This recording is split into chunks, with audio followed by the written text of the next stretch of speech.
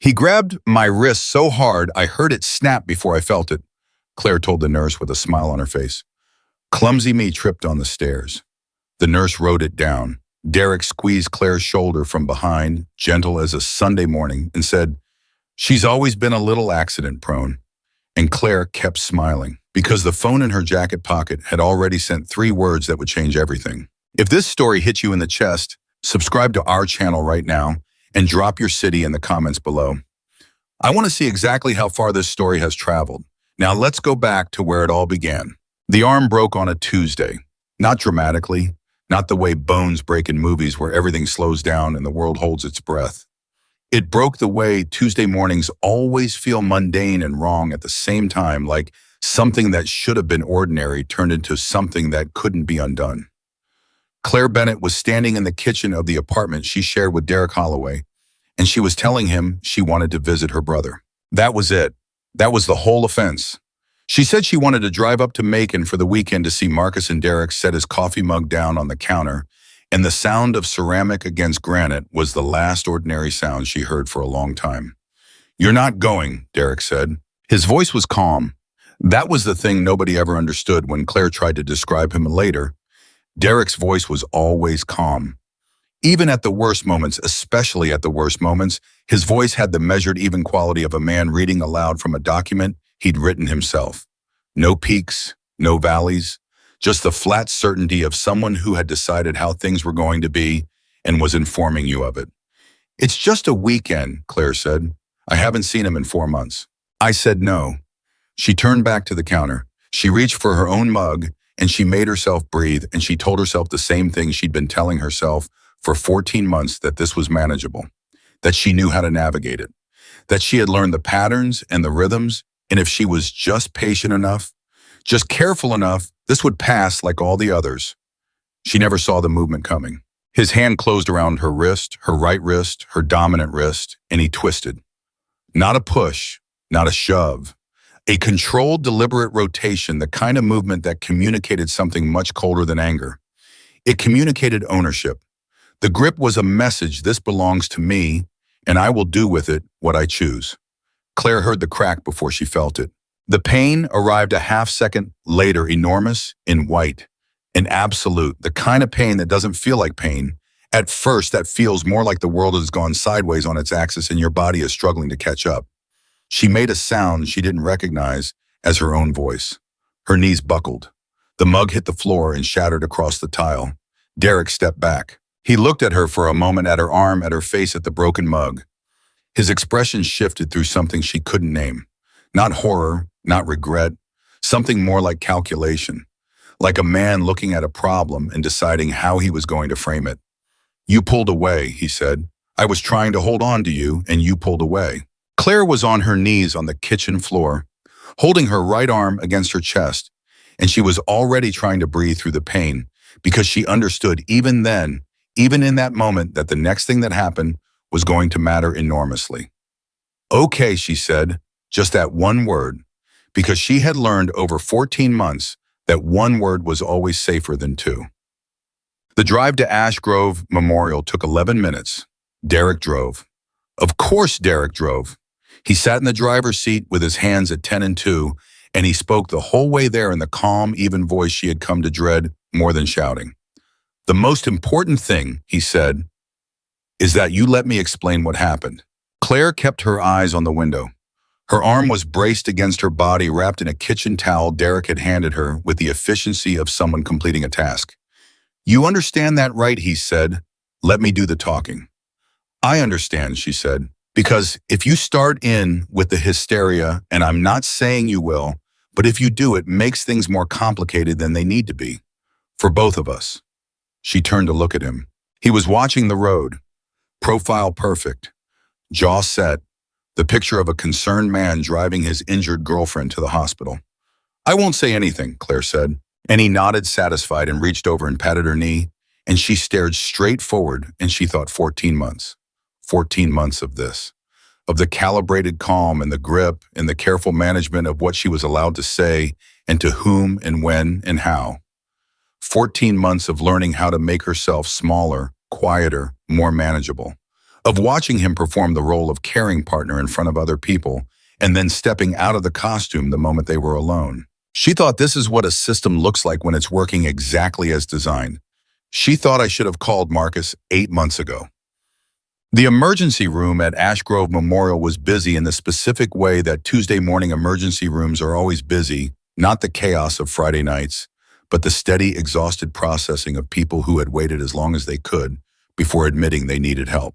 Derek walked her in with his hand on her back, and she could feel the shift in him the moment they crossed through the automatic doors. He became something, performed something. His posture softened. His voice when he spoke to the triage nurse carried just the right amount of worry. "She had a fall," he said. "Stairs. I wasn't there. I heard the crash and came running." The triage nurse, a tired woman in navy scrubs whose name tag read Donna, looked at Claire. "Can you tell me what happened, honey?" Claire felt Derek's hand press slightly against the small of her back. "Stairs," Claire said. "I tripped." Donna looked at her for one long moment, the kind of look that said, "I have worked in this room for 11 years, and I have seen 1,000 women with the same eyes you have right now."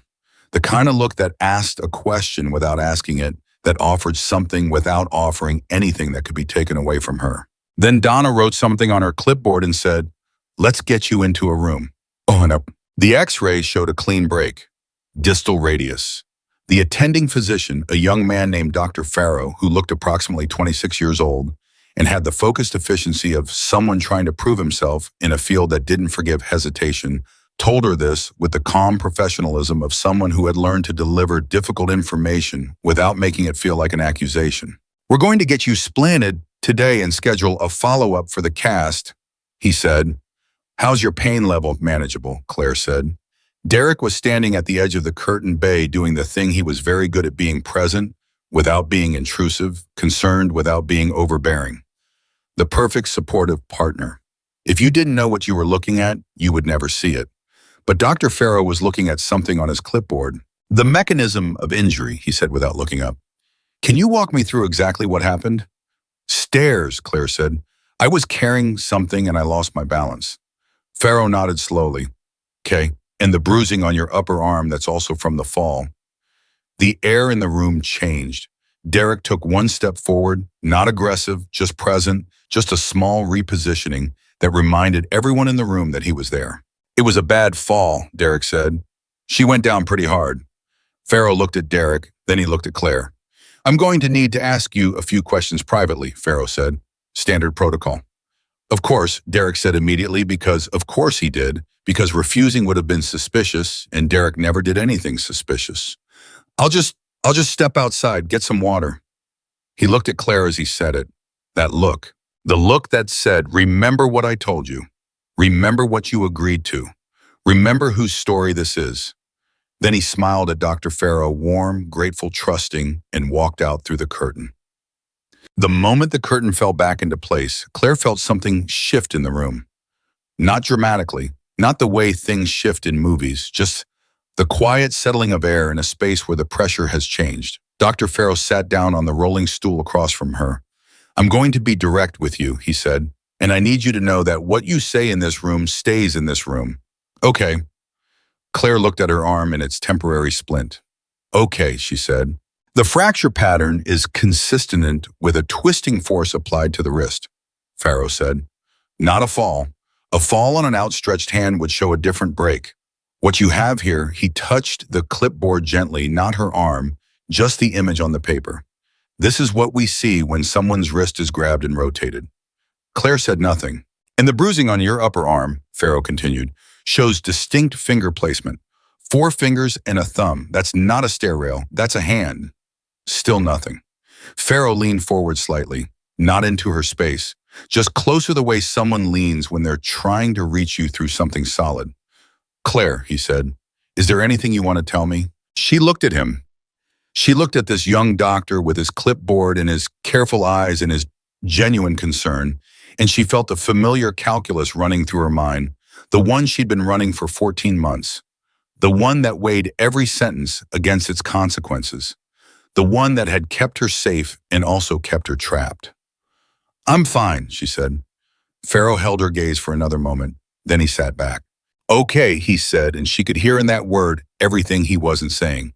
If that changes, if anything changes, you ask for me specifically. My name's Farrow. You ask for Dr. Farrow, and you say you need a private consultation. That's all you have to say. Can you remember that? Dr. Farrow, Claire said. Private consultation. Good, he stood. I'm going to get the splinting team in here. It'll take about 20 minutes. He moved toward the curtain, then stopped. The nurse who's gunning to be with you is named Alicia, he said without turning around. She's been doing this for 16 years. She's seen everything. She's not going to be shocked by anything you say. Then he walked out. Derek came back 8 minutes later with a coffee from the machine down the hall. One for himself because he had learned a long time ago that gestures toward Claire in medical settings looked more natural when they were practical and small rather than grand and obvious. How'd it go, he asked. Fine, Claire said. What did he ask? Standard stuff, how I fell, what I was carrying. Derek nodded. He sipped his coffee. His eyes moved around the room in that quick, proprietary way they always did in new spaces, cataloging exits, assessing who was watching, calculating the geometry of control. He seemed young, Derek said. He was good, Claire said. Good. Derek sat down in the chair beside the bed, not close enough to hover. Just close enough, always exactly close enough. We'll be out of here in an hour. I'll take you home and get you settled. I already called Dr. Yamamoto to let him know you'd need a follow-up. He had already called her personal physician. Of course he had, because the entire apparatus of her life, her doctors, her schedule, her social connections, the people she spoke to and when and under what circumstances had been slowly and methodically routed through Derek Holloway over the course of 14 months. Not all at once, never all at once, just in small, reasonable increments that each on their own looked like nothing more than a caring partner being organized and helpful. That was the design of the system. You didn't notice it until you were already inside it.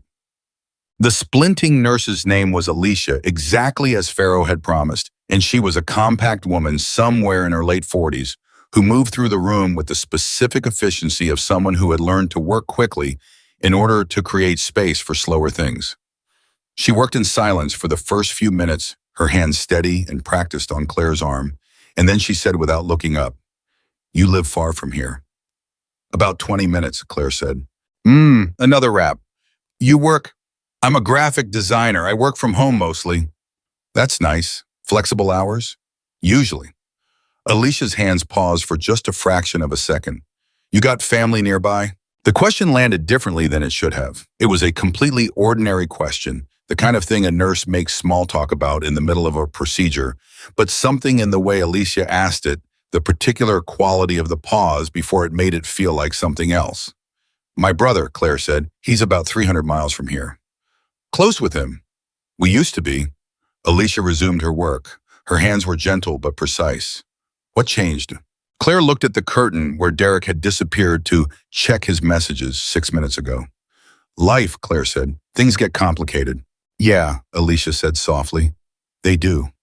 She smoothed a section of the bandage. "My sister and I went through a stretch like that once. Couple of years where we were just distant, felt like we were on different planets." She glanced up briefly. "Then something happened that reminded us that distance isn't real. That when you actually need somebody, 300 miles is nothing." Claire looked at her. Alicia looked back down at her work. "Almost done," she said. "You're going to want to keep this elevated, and you're going to want to take the pain medication. The first 24 hours are the worst. Don't be brave about it." She said this last part in a different voice.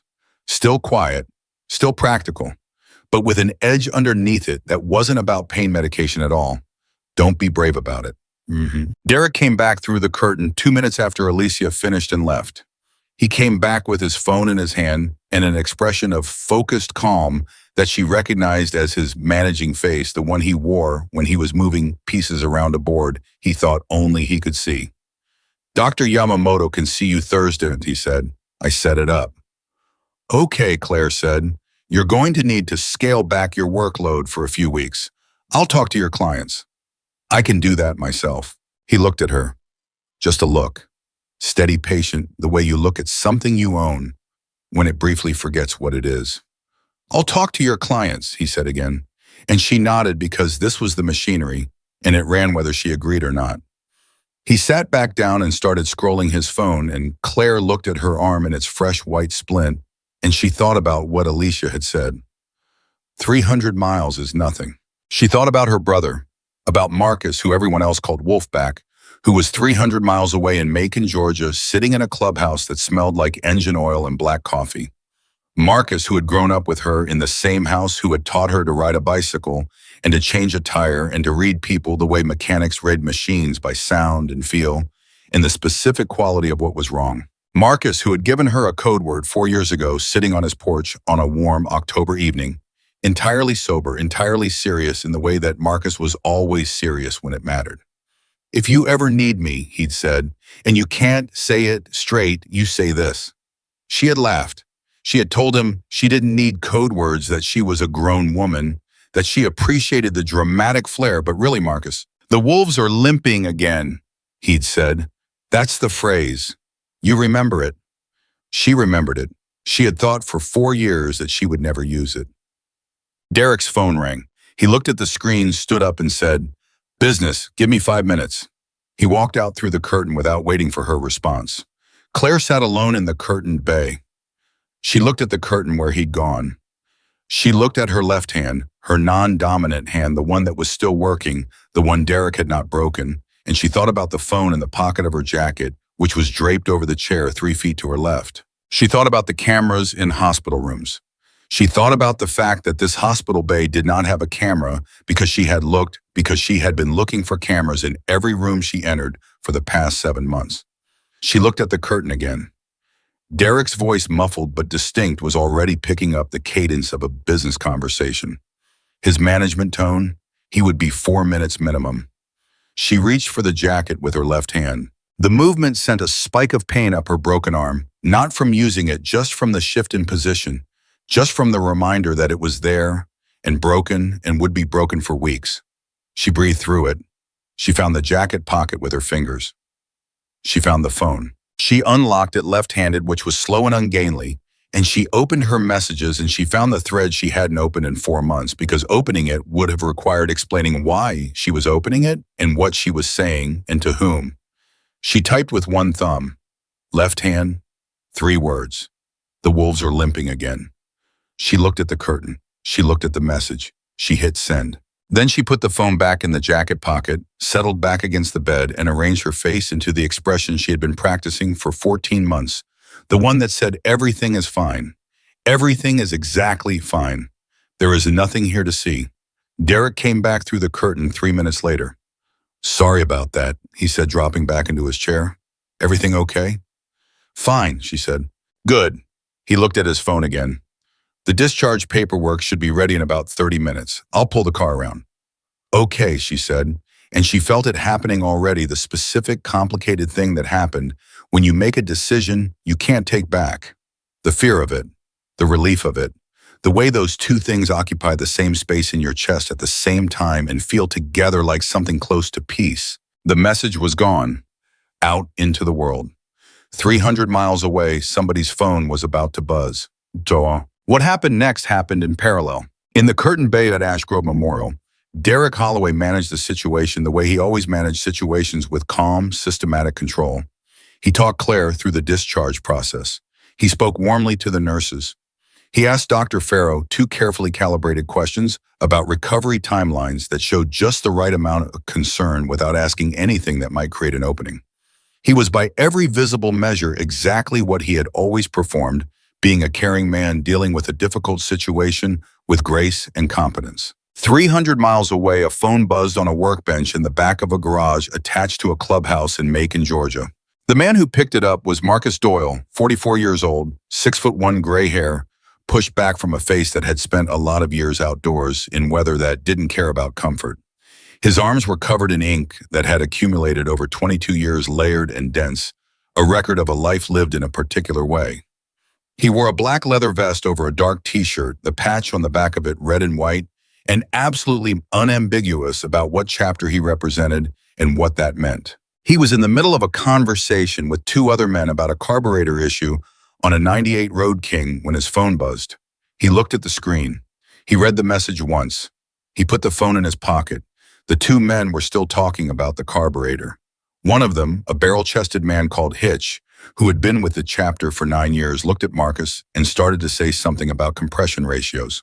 Marcus picked up the metal folding chair he'd been sitting on and threw it across the garage. Not at anything, not at anyone. Just across the room because he needed to do something with the thing that had just happened inside him, and throwing a chair was the version of it that didn't hurt anybody. The garage went silent. Hitch looked at the chair where it had landed against the far wall. He looked back at Marcus. "Marcus, I need my jacket," Marcus said. He was already walking toward the door. His Harley was parked at the front of the lot the way it always was, because Marcus Doyle had parked his motorcycle at the front of whatever lot he was in for 22 years and had never needed a reason more complicated than habit and readiness. He was halfway to it when the door behind him opened and four men came out. Hitch, Jimmy, two newer guys whose road names he was still breaking in. They came out the way the chapter always came out when something was happening, not running, not dramatic, just present, there and available. "Where are you going?" Hitch said. "Ash Grove," Marcus said. "A beat." Ash Grove was 300 miles away. "Who's going with you?" Hitch asked. Marcus stopped walking. He turned around. He looked at the four men standing outside the clubhouse door, and he felt the thing that lived in him when Claire was involved had always lived in him when Claire was involved, a specific focused kind of heat that was not anger, because anger was loud, and he had learned a long time ago that the loudest version of anything was never the most effective version. "Nobody," he said. Hitch looked at him. "Marcus, nobody rides with me." He said it the way Marcus said the things that were not up for discussion. Not loud, not sharp, just final. The full stop at the end of a sentence that contained everything it needed to contain. The four men went quiet because they knew that tone. They had all heard that tone before in different contexts about different things. And they had learned over time that when Marcus Doyle used that particular tone, the conversation was over, and the only thing left to do was get out of the way. Marcus turned back to his Harley. He threw a leg over it. He put on his helmet. He started the engine. And then he rode out of that lot and onto the highway heading north, and he did not look back, and he did not stop. And every mile of road that unspooled under his wheels was a promise he was making to a woman 300 miles away, who had sent 3 words and was now sitting in a hospital, waiting to see what those 3 words would do. Back at Ash Grove Memorial, the discharge paperwork was ready. Derek handled it at the desk with his usual competent efficiency, signing things and asking appropriate questions and making small, warm jokes with the administrative assistant that landed exactly right. He was magnetic in these settings, always had been. He had the specific gift of making strangers feel that he was fundamentally trustworthy, that he was the kind of man you'd want handling things in a crisis. It was Claire had understood for months the most dangerous thing about him. She sat in the plastic chair by the discharge desk and held her splinted arm against her chest and watched him work the room. And she thought about the 3 words she had sent, and she thought about what came next. She did not know exactly what came next. She knew Marcus. She knew that the message would reach him like a match reaching a fuse. She knew that he would come. She didn't know when, she didn't know what he would do when he got here. She didn't know how this ended. She knew it ended. For the first time in 14 months, she knew it ended. "Ready?" Derek said, appearing in front of her with her discharge papers in a manila folder. "Ready," she said. He helped her to her feet with a hand under her good elbow, careful and precise, and walked her toward the door with his hand on her back. Again, that hand, always that hand, the gentle, constant pressure of management. And she walked with him 1 step and then another toward the automatic doors in the parking lot in his car. And somewhere on a highway 300 miles south, a Harley Davidson was eating up asphalt at 90 miles an hour, and the man on it was not thinking about anything except the distance between him and his sister. He was calculating it in minutes, not miles. He was already not far enough on the way to stop. Dr. Farrow stayed late that Tuesday. This was not unusual. He stayed late 3-4 nights a week. The emergency room had a way of making the clock irrelevant, of converting time from something you tracked to something that simply passed in the spaces between patients. But this particular Tuesday, he stayed later than usual, and he found himself at the nurse's station checking the discharge notes from the afternoon with a specific kind of attention that went slightly beyond routine. Alicia was at the station too, charting. She had 16 years of emergency nursing behind her, and she had learned to read the particular silences that followed particular patients, the way a sailor learns to read particular kinds of sky. "The Bennett woman?" Farrow said without preamble. "She's gone," Alicia said. "Discharged about 40 minutes ago." "With him." "With him." Farrow leaned on the counter. He looked at the discharge notes. He looked at the mechanism of injury as he had documented it, and he thought about the conversation he'd had in the Curtain Bay, and he thought about the way Claire Bennett had said the word fine, with the particular practiced ease of someone who had said it so many times it had become a reflex rather than a statement. "Did she say anything?" he asked. Alicia was quiet for a moment. "She said she had a brother," Alicia said, 300 miles away. Farrow looked at her. "Used to be close," Alicia said. She said they used to be close.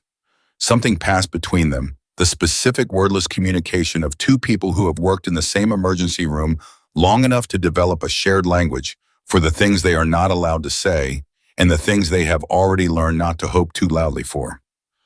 "Okay," Farrow said. He closed the chart. He went back to work. The apartment was quiet when they got home. Derek made dinner pasta, simply prepared a glass of wine that he poured for himself and not for her, because she had been given pain medication, and he was managing her properly. And they sat at the table and he talked about his week, about the project he was running, about a conversation he'd had with a colleague that had irritated him in a specific and detailed way. And Claire sat across from him and ate her pasta with her left hand and made the appropriate sounds at the appropriate moments. And all the while, the phone in her jacket pocket, now draped over the back of her chair, was silent. She didn't know if that was good or bad. She didn't know if the message had reached him. She didn't know if the number still worked, if he still checked that phone, if he was home, if he was. She stopped that line of thinking. She had sent the message. The message was gone. Whatever happened next, she had done the one thing she had been unable to do for 14 months. She had reached. Derek topped off his wine. "You're quiet," he observed. "Tired," she said. "The medication." "Of course." He looked at her with the specific, calibrated expression of someone performing concern. "You should sleep early. I'll get you settled." "I can manage," she said. He looked at her. "I'll get you settled," he said again. And Claire picked up her fork with her left hand and ate another bite of pasta. And she thought about a highway 300 miles south. And she thought about headlights cutting through the dark. And she thought about a man who had never in 22 years not kept a promise he made to her. The apartment was quiet. The night outside was enormous. And somewhere in the middle of it, moving through it like something that couldn't be stopped, a Harley was running at speed, and the man on it had done the math, and he knew exactly how many hours he had left. He was not thinking about what he would say. He was thinking about what would need to happen before he could say anything at all. And that distinction between a man who comes to speak and a man who comes to act was the thing Derek Holloway had never been given the chance to understand. He would understand it soon enough. The night was long and the highway was longer, and Marcus Doyle was not the kind of man who slowed down for either. Marcus had been riding for 2 hours before he let himself feel anything. That was the discipline. 22 years of it built up like callus over the part of him that used to react first and think second. You didn't survive what he'd survived, didn't build what he'd built, didn't earn the patch on his back by being the man who fell apart on the highway at 90 miles an hour because his sister sent 3 words that cracked the world open underneath him. So he rode. He let the engine take the weight of it. He let the road do what roads do, pull you forward, give you something to aim at, give your hands something to hold on to while your mind works through the thing your body already knows. His sister had sent the code. He had given her that code on a warm October evening 4 years ago, sitting on his porch with a beer he hadn't touched because he'd had a feeling, the specific, sourceless feeling that Marcus had learned over a lifetime to take seriously, that Claire was moving toward something she wasn't going to be able to name until she was already inside it. He'd been right. He was usually right about things like that, and he had never once felt good about it. The code meant, I cannot say it straight. The code meant he's right here and I'm not alone. The code meant I need you and I cannot ask you directly and I am trusting you to understand everything I cannot say. He understood.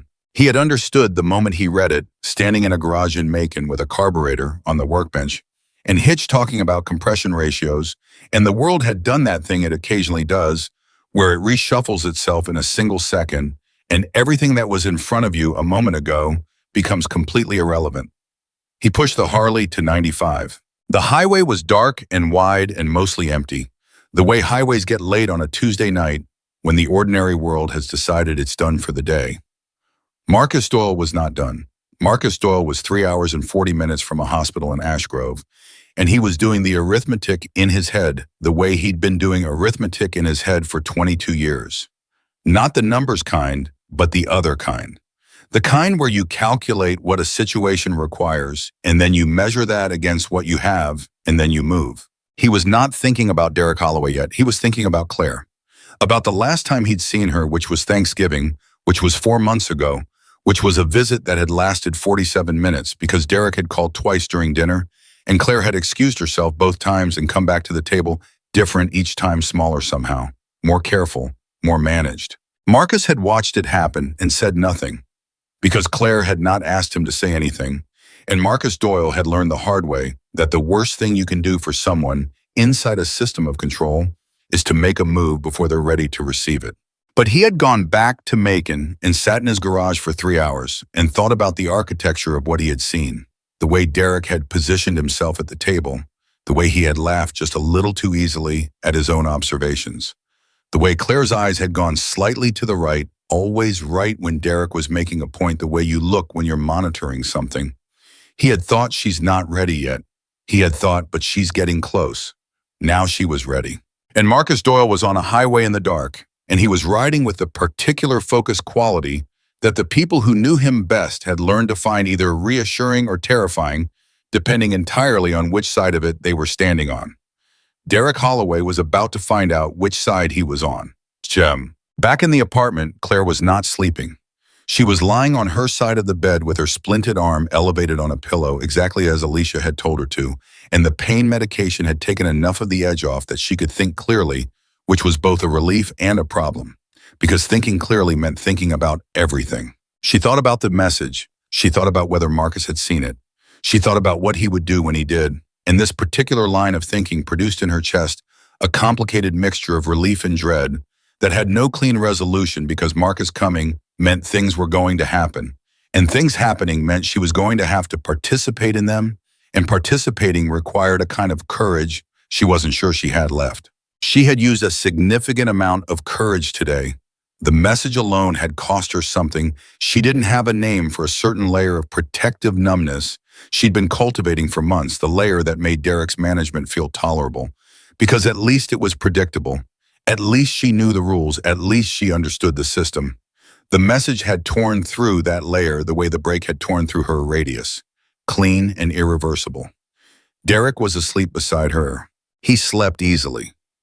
This had always disturbed her in a way she couldn't fully articulate, the ease of his sleep, the way he moved from wakefulness to unconsciousness, with the efficiency of someone who had no unresolved questions keeping him awake. She had watched him sleep on many nights and tried to understand how a person could do what he did and then simply close his eyes and let go. She understood now. The answer was that he didn't think he'd done anything. In the architecture of Derek Holloway's mind, everything that had happened in the kitchen that morning was the result of her pulling away, her refusal to accept reasonable limits, her irrational attachment to a brother who, in Derek's careful and persistent narrative, was a bad influence and a dangerous association. He had told her this many times in many forms with many variations. Marcus was unstable. Marcus was violent. Marcus was the kind of person who would get her hurt. The exquisite irony of this was not lost on her. She lay still and she listened to him breathe, and she thought 300 miles. Then her phone on the nightstand on her side of the bed lit up with a text message. She was moving before she consciously decided to, her left hand crossing her body, picking up the phone, killing the screen light before it could illuminate the room enough to matter.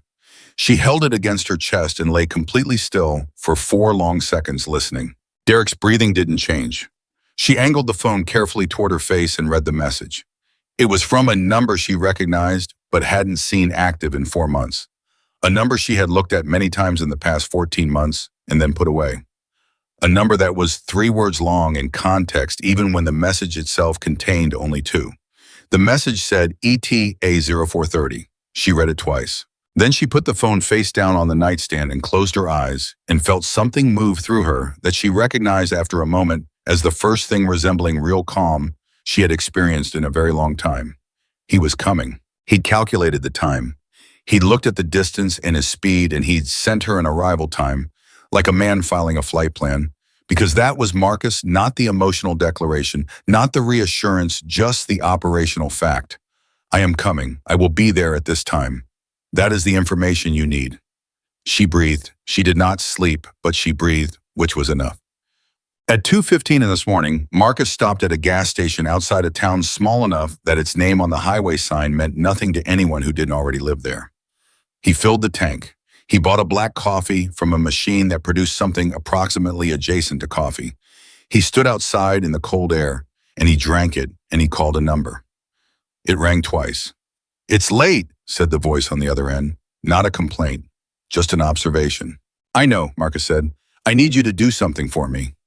The man on the other end of the call was named Gerald Taft, and he was 61 years old, and he was the kind of lawyer that most lawyers didn't know existed, not because he was hidden, but because the things he was good at were not things most lawyers were trained to be good at, which was moving in the specific spaces between what the law said and what the law could prove. Gerald had been the chapter's attorney for 14 years.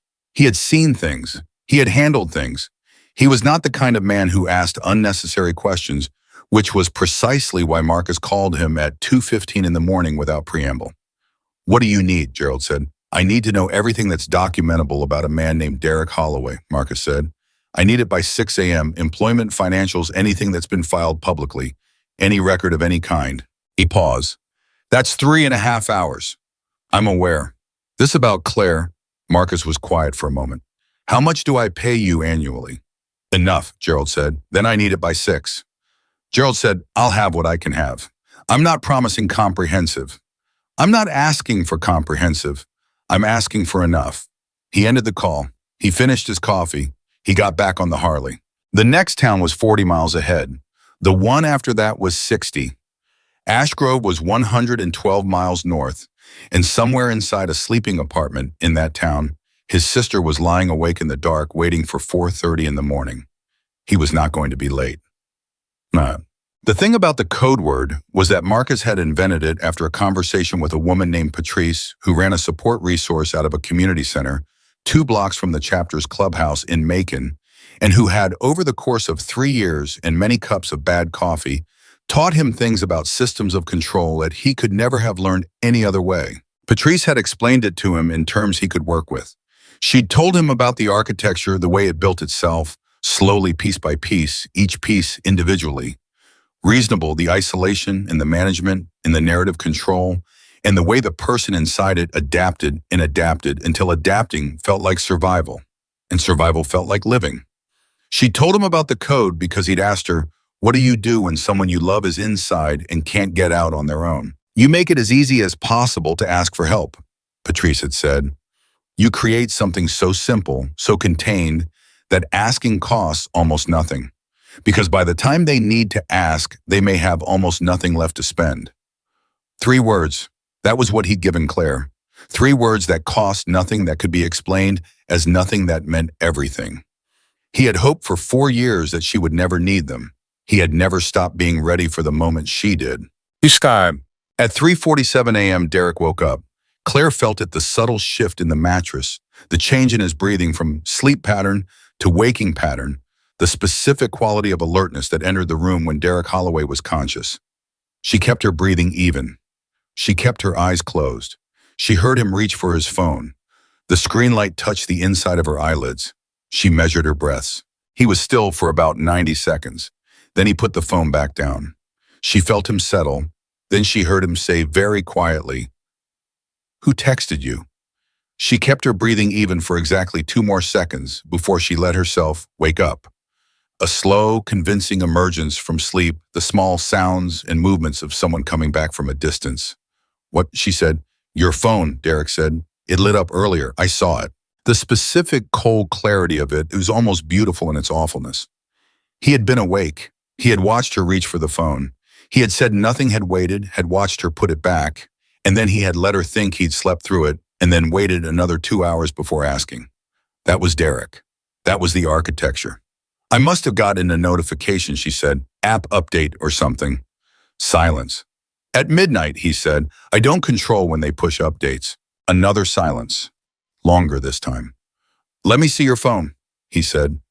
Derek. Let me see your phone, Claire. She kept her voice very steady. This was the moment, not the biggest moment, not the final one, but one of the decisive ones.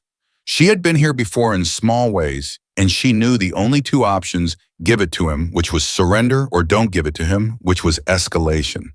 She had spent 14 months choosing surrender. No, she said. The words sat in the room between them like something physical. Derek was very still. I'm sorry, he said. No, she said again. It's my phone. You don't get to see my phone. She felt him move on the mattress. Not violently. Derek was never violent when he had other options available. That was the thing she'd had to learn about him, that violence was a last resort for him, not a first one, which paradoxically made the times he chose it more rather than less frightening, because it meant he'd decided all other options were exhausted. You're upset, he said.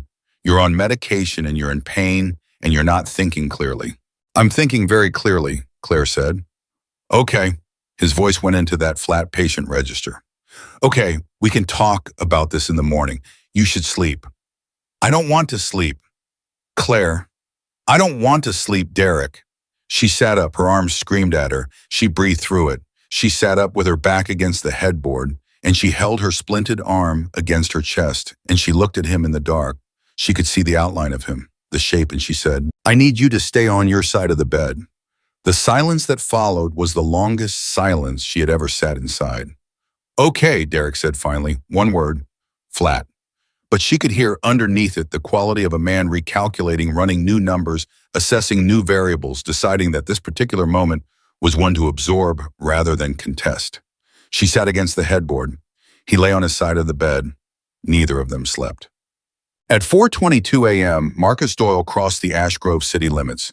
He knew the town from 2 visits once 3 years ago, when Claire had first moved here, and once the following Christmas, when he'd driven up to help her move furniture into the apartment she'd taken on Caldwell Street.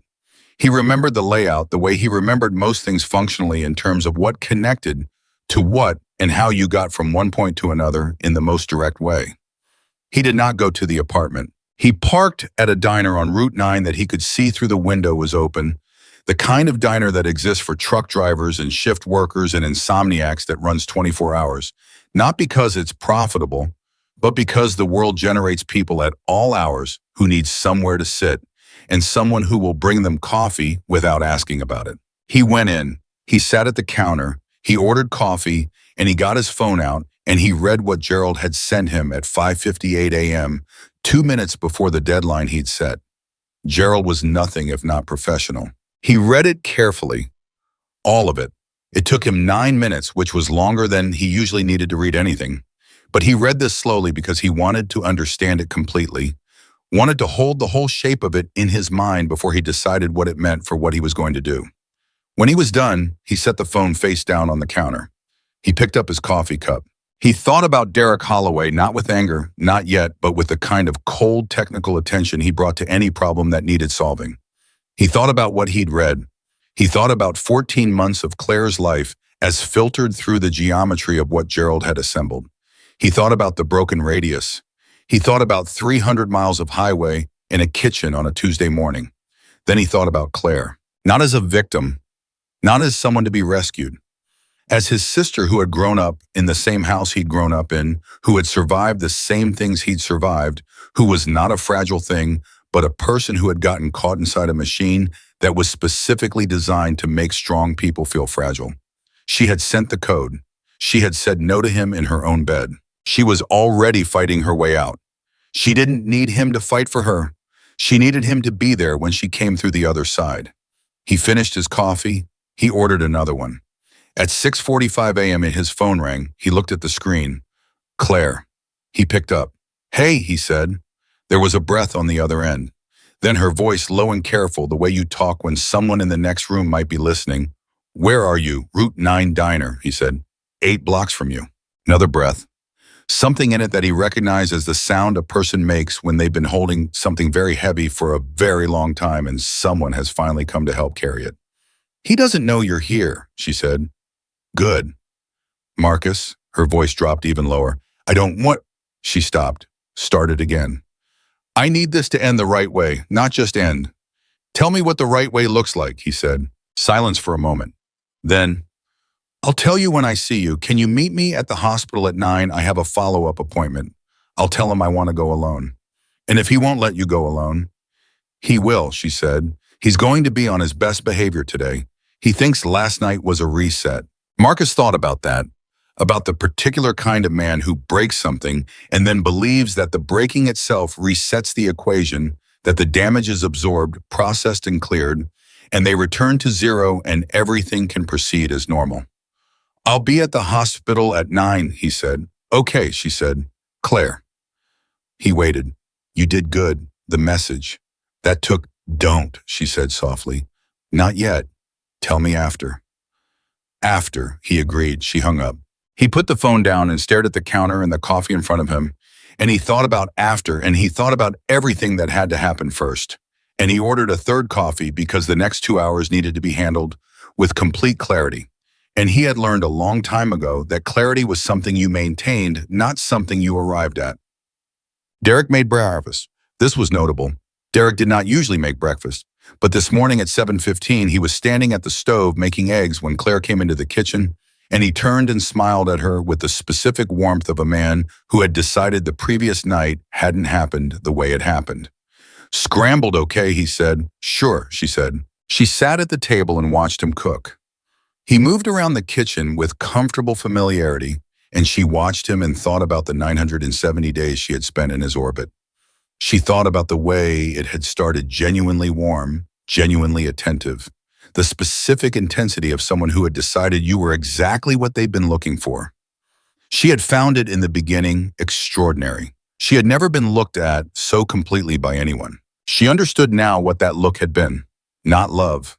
Inventory. How's the arm? He asked. Sore, she said.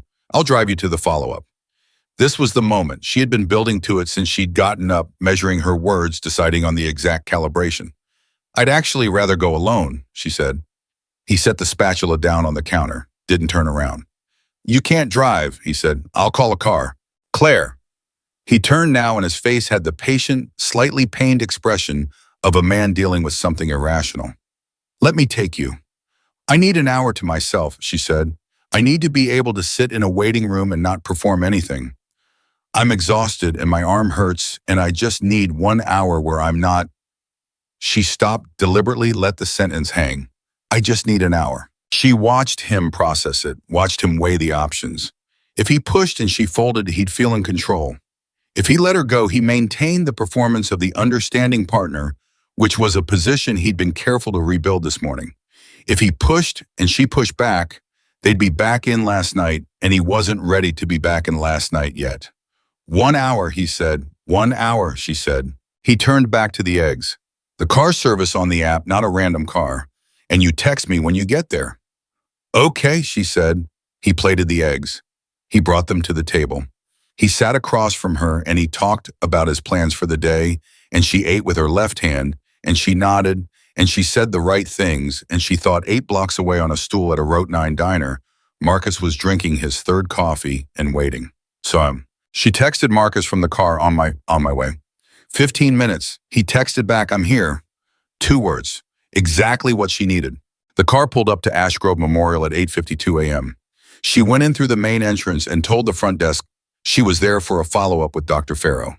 And then she turned and looked at the waiting area and she found him immediately, because Marcus Doyle in a waiting room was not a man who blended, not a man who reduced himself to fit the space he occupied, but a man who sat with the particular settled weight of someone who had arrived and intended to stay. He stood when he saw her. She walked toward him. She didn't run. She walked steadily with her arm in its splint against her chest across the waiting room floor. And when she got to him, he put one arm around her very carefully, so carefully the way someone holds something they know is fragile and are determined not to break further. And she stood inside that careful hold, and she felt for the first time in 14 months like she was standing on something solid. Hey, he said. Hey, she said. She didn't cry.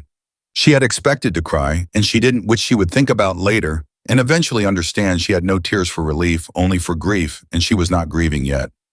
She was still in the middle of it. She pulled back. She looked at him. He looked at her arm, and his jaw tightened in a way that was small and controlled, and said everything he was not going to say out loud. I read what Gerald sent me, he said. She looked at him. What did Gerald send you? Everything documentable about Derek Holloway, Marcus said, which was more than I expected. She was quiet for a moment. Like what? Like the fact that there's a civil harassment complaint filed against him in Fulton County from 2019.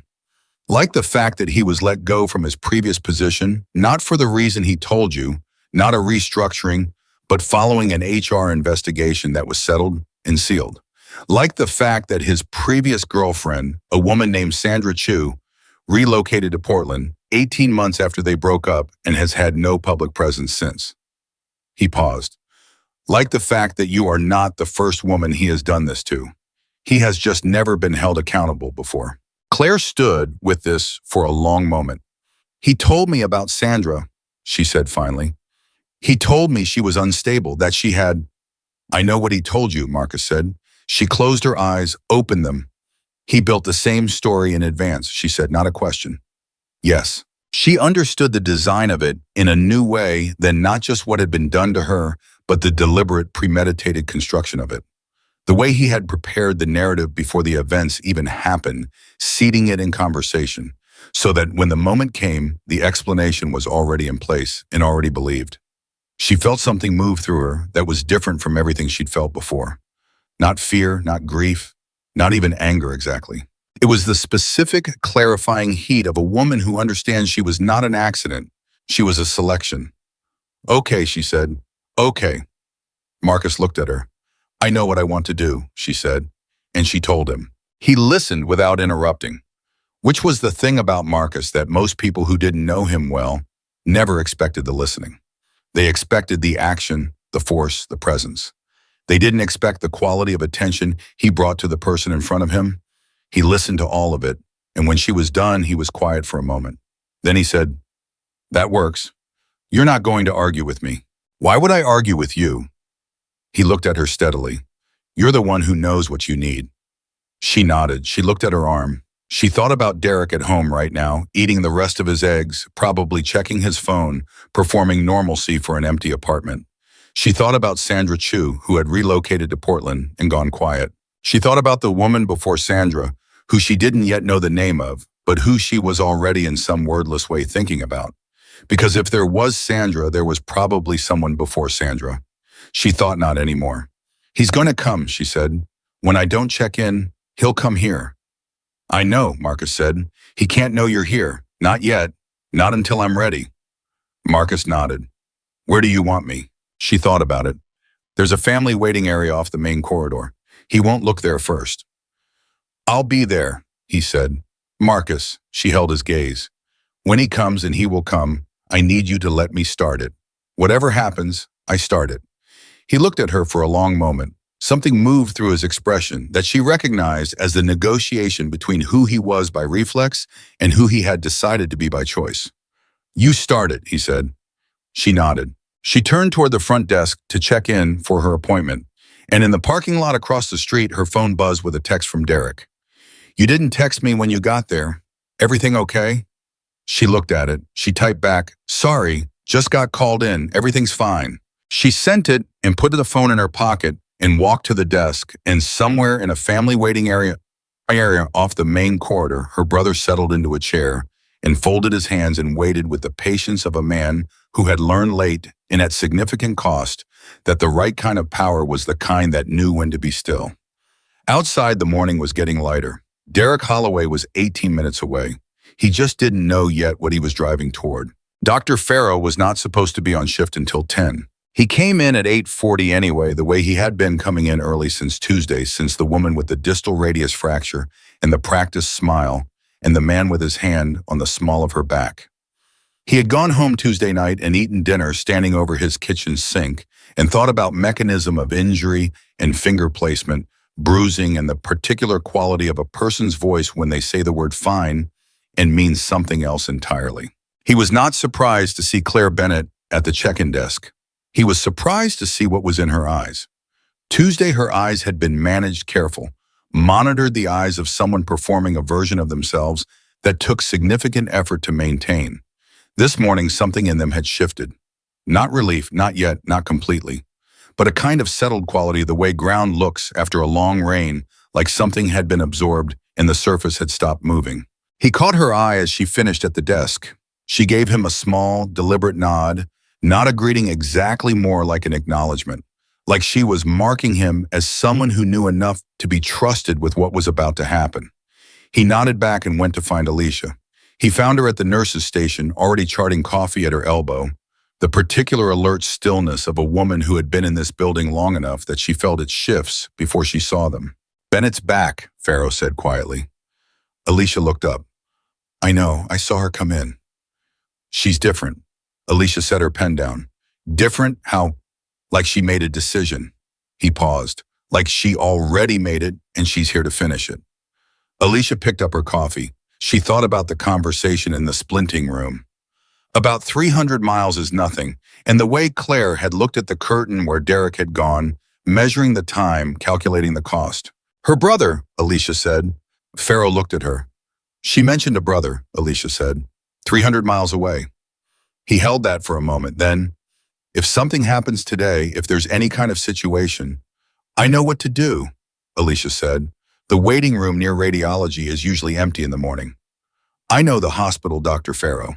He nodded. He picked up the chart she handed him. He went to do his job, which was what he was there for, and he did not think about anything except the next patient in front of him, because that was the only way to do this work without it hollowing you out.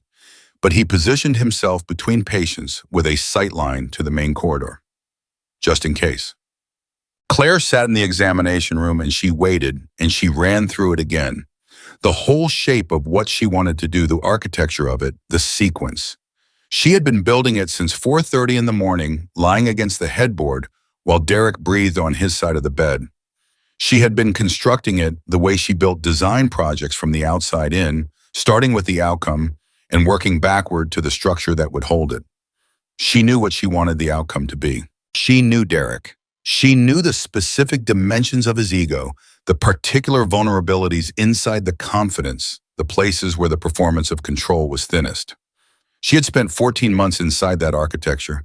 She knew every load-bearing wall. The door opened and Dr. Farrow came in, and he sat on the rolling stool across from her, and he looked at her the same way he'd looked at her on Tuesday, directly, without flinching, with the clean attention of someone who was not going to pretend the room contained less than it contained. "How are you?" he asked. "I need to ask you something," she said. "Okay." "The civil documentation process," she said. "If someone wanted to formally document a pattern of behavior, the kind that led to this," she indicated her arm, "what would that look like? What's the actual mechanism?" Farrow was quiet for a moment.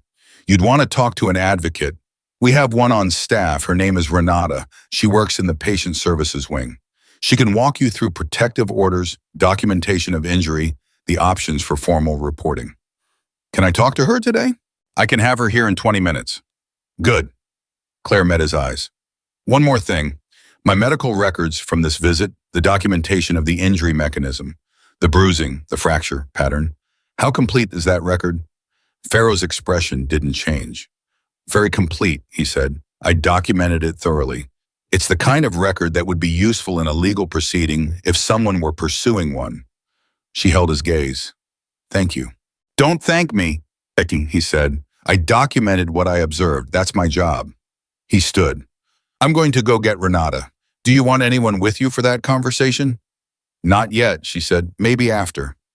He nodded. He left. She sat in the empty room and she thought about the word yet, about the specific shifting nature of time inside a hospital where everything happened in stages and each stage created the conditions for the next one.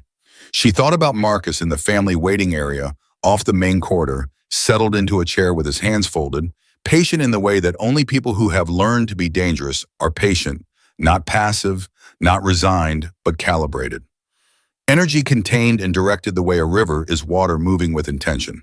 She thought about Derek, who would be checking his phone right now. She thought about the 18 minutes she had told herself he was away, and how that number had been shifting, 15, now maybe 12, and how the arrival of Derek Holloway in this building was going to change the temperature of every room he walked into. She thought, I am ready. She was surprised to find that it was true. Renata was 43 years old and had been doing patient advocacy work for 16 years, which meant she had sat across from more women in more difficult situations than most people encountered in a lifetime. And she had developed over those 16 years the specific skill of communicating enormous amounts of information in the language of ordinary conversation, no clinical distance, no bureaucratic wait, just one person talking to another about practical things. She came into the room with a folder in a warm, no-drama directness that Claire recognized immediately as the professional version of the quality Alicia had in the splinting room. The quality of someone who had decided a long time ago that what these situations required was not pity, but clarity. Dr. Farrow said you have questions about documentation and options, Renata said. I do, Claire said, and I want to be direct about the situation because I don't have a lot of time. Then let's be direct, Renata said. So Claire told her, not everything, not the 14 months of architecture, not the full weight of it, but the operational facts. Sticks. The fracture, the mechanism, the pattern she had identified as a pattern rather than a series of incidents. The code word and her brother and what she intended to do today, which was not simply leave, but contain, create something structural, something that would outlast the immediate situation and close the exits behind her. Renata listened with complete attention and zero visible reaction, which was exactly what the moment required. When Claire finished, Renata set her folder open on her knee. Here's what's available to you in the next 24 hours, she said, and she walked Claire through it in the specific practical way that made each piece feel manageable rather than overwhelming, because that was the skill, making the possible feel achievable rather than letting the enormity of the whole thing freeze the person in front of you. Emergency protective order, documentation package from the treating physician, victim advocate, letter for civil proceedings, contact information for Gerald Taft's counterpart in Ash Grove, a woman named Diane Marsh, who had been handling exactly this kind of civil case for 20 years and who Renata had sent people to before with good outcomes. The admission document, Claire said, the written one in his own words, is that something a court would recognize? If it's witnessed and notarized, Renata said, and if it's obtained without duress, meaning he signs it voluntarily, understanding what it is. He'll sign it, Claire said. Renata looked at her. You sound very certain. I know how he works, Claire said. He will believe right up until the moment he signs it that he can control what happens next. That's how he operates. He'll think he's managing the situation. She paused. He won't realize until later that the situation was never his to manage. Renata held her gaze for a moment. Then she wrote something on a card and handed it across. Diane Marsh. Call her this afternoon. Tell her I sent you. Thank you, Claire said. She looked at the card. She thought about Sandra Chu in Portland with no public presence. She thought about the woman before Sandra, whose name she didn't know yet. There may be others, she said quietly, before me. There usually are, Renata said with neither cruelty nor resignation, just the flat honesty of someone who had stopped being shocked by the scope of things. That's another reason the documentation matters. It doesn't just protect you, it creates a record. Claire nodded. She folded the card and put it in her jacket pocket beside the phone that had sent 3 words across 300 miles and changed everything. Outside the examination room in the corridor, she heard the automatic doors at the main entrance open. She heard the front desk volunteer say, "Can I help you?" And she heard Derek's voice warm, concerned the performance already running. I'm here to check on my girlfriend, Claire Bennett. She had a follow-up appointment this morning. I just wanted to make sure she got here okay. Claire looked at Renata. That's him, she said. Renata closed her folder. Her expression was steady. Do you want me to stay? Yes, Claire said, but let me go out first. She came out of the examination room into the corridor, and she saw Derek at the front desk, and she watched the precise moment he saw her. The shift in his body, the small adjustment of his expression from concerned boyfriend performance to something that was also performance, but different, the one calibrated for her specifically. Hey, he said, moving toward her. You didn't check in again. I got worried. I told you I was fine, she said.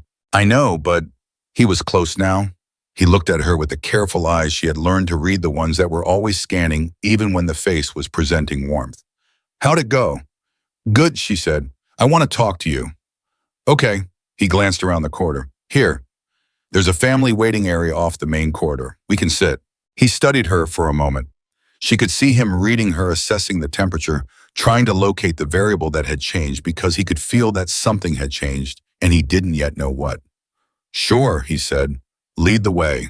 She walked and he walked beside her, and she thought about what was waiting in the family waiting area, and she thought about the specific quality of what she was about to do, which was not a confrontation in the way Derek would understand a confrontation, not emotional, not reactive, not the kind of scene that he could manage and reframe afterward. It was going to be something else, something he didn't have a script for. She had the script. She had written it at 4:30 in the morning against a headboard in the dark. They turned the corner into the family waiting area, and Derek stopped walking.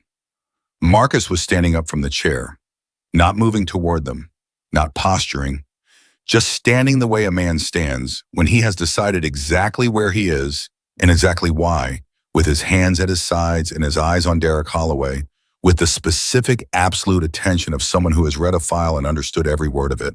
Derek's whole body shifted. Something ran through him, not fear, not yet, but the animal recognition of a changed environment. He had walked into a room expecting one thing and found another. He recovered fast. That was the thing about Derek. He always recovered fast. He looked at Claire with an expression that performed confusion while his eyes did something else entirely. Is this your brother? Yes, Claire said. Marcus, this is Derek. Derek, this is Marcus. Derek put his hand out. Marcus looked at the hand. He didn't move. The hand stayed extended for approximately 3 seconds. Then Derek pulled it back and something shifted in his jaw, a tightening barely visible, the machinery adjusting. I've heard a lot about you, Derek said. He had modulated his voice into something warm and open, the voice he used for people he'd decided needed managing. Claire talks about you all the time. Sit down, Derek, Claire said. He looked at her. That look, the one she had spent 14 months reading. Claire. Sit down, she said again. Please. He sat. He chose a chair that put him with his back, not to any wall. He always did. This always positioned himself with a sight line to all exits, and she had noticed this months ago and filed it away under things that told her something true about him. He sat with his elbows on his knees, the posture of a man who was being casual and cooperative while every muscle in his body was collecting information. Marcus remained standing. You can sit too, Derek said to him. The voice still managed, still controlled. I feel like we're in a standoff. We're not, Marcus said. It was the first thing he'd said. The 2 words landed in the room with a weight that came not from volume, but from the complete absence of anything performative in them. Just fact, clean and final. Derek absorbed this. His eyes moved between Marcus and Claire, and she could see him building, constructing the narrative framework he would use to make sense of this scene, to locate himself inside it in a position of control. Is this an intervention, he said, and he made it sound slightly amused the way you talk about something that you've decided isn't a serious threat. Because if it is, I want to say, I completely understand. Yesterday was, he stopped, recalibrated. What happened was not something I'm proud of, and I was hoping that Claire and I could work through it privately, but if you need to be here, Marcus, I respect that. He said it with such sincere, measured remorse that if Claire had been new to him, she might have believed it. She was not new to him. Derek, she said, I know about the HR investigation at Meridian Group. The room went very still. He didn't move, not a muscle, not his face. He was that good even now, even caught completely off guard. He managed the reflex suppression in real time. I'm not sure what you've heard, he said very carefully. I know it wasn't a restructuring, she said. I know why you actually left. A pause. There are always multiple sides to, I know about Sandra Chu, she said. The name hit him differently. She could see it, the small, involuntary thing that happened in his eyes when she said Sandra's name. Not guilt, not exactly. Something more like the specific expression of a person who has moved something out of sight and then finds it back in front of them. Sandra was unstable, he said. I told you about Sandra. She had significant mental health. You filed a harassment complaint against her, Claire said. In Fulton County, 2019. You filed it 6 weeks after she moved out, and it was the kind of filing that someone uses not because they're afraid, but because they want to create a paper trail that tells a story first. The silence was long. "Where did you get that?" he said. "It doesn't matter where I got it." His eyes moved to Marcus. And this was the first real thing, the first unmanaged thing. The look that moved from Claire to Marcus was not the look of someone assessing a threat. It was the look of someone identifying who to blame for what was happening. "You had him investigate me, Yakahi," Derek said to Claire. The warmth was gone from his voice now, just the machinery underneath it running without the casing. "Yes," she said. "That's—" He stopped. He breathed. She could see him pulling himself back, could see the effort of it, the discipline of a man who had built the entire apparatus of himself on the appearance of control. "That's a violation of my privacy. You had no right." "You broke my arm, Derek." Silence. The words sat in the room with a different weight than anything else that had been said. Not accusatory, not emotional, just stated. The flat, clean statement of a fact that had been soft-pedaled and contextualized and narratively managed for the past 18 hours, and was now simply being said in a room with three people, two of whom knew exactly what it meant. Derek's jaw moved. "It was an accident," he said. But the word accident came out differently than it would have yesterday. Yesterday it had been a statement. Today it sounded like a question he was testing. "The fracture pattern is documented," Claire said. "Dr. Farrow documented the mechanism of injury on Tuesday. The bruising is documented.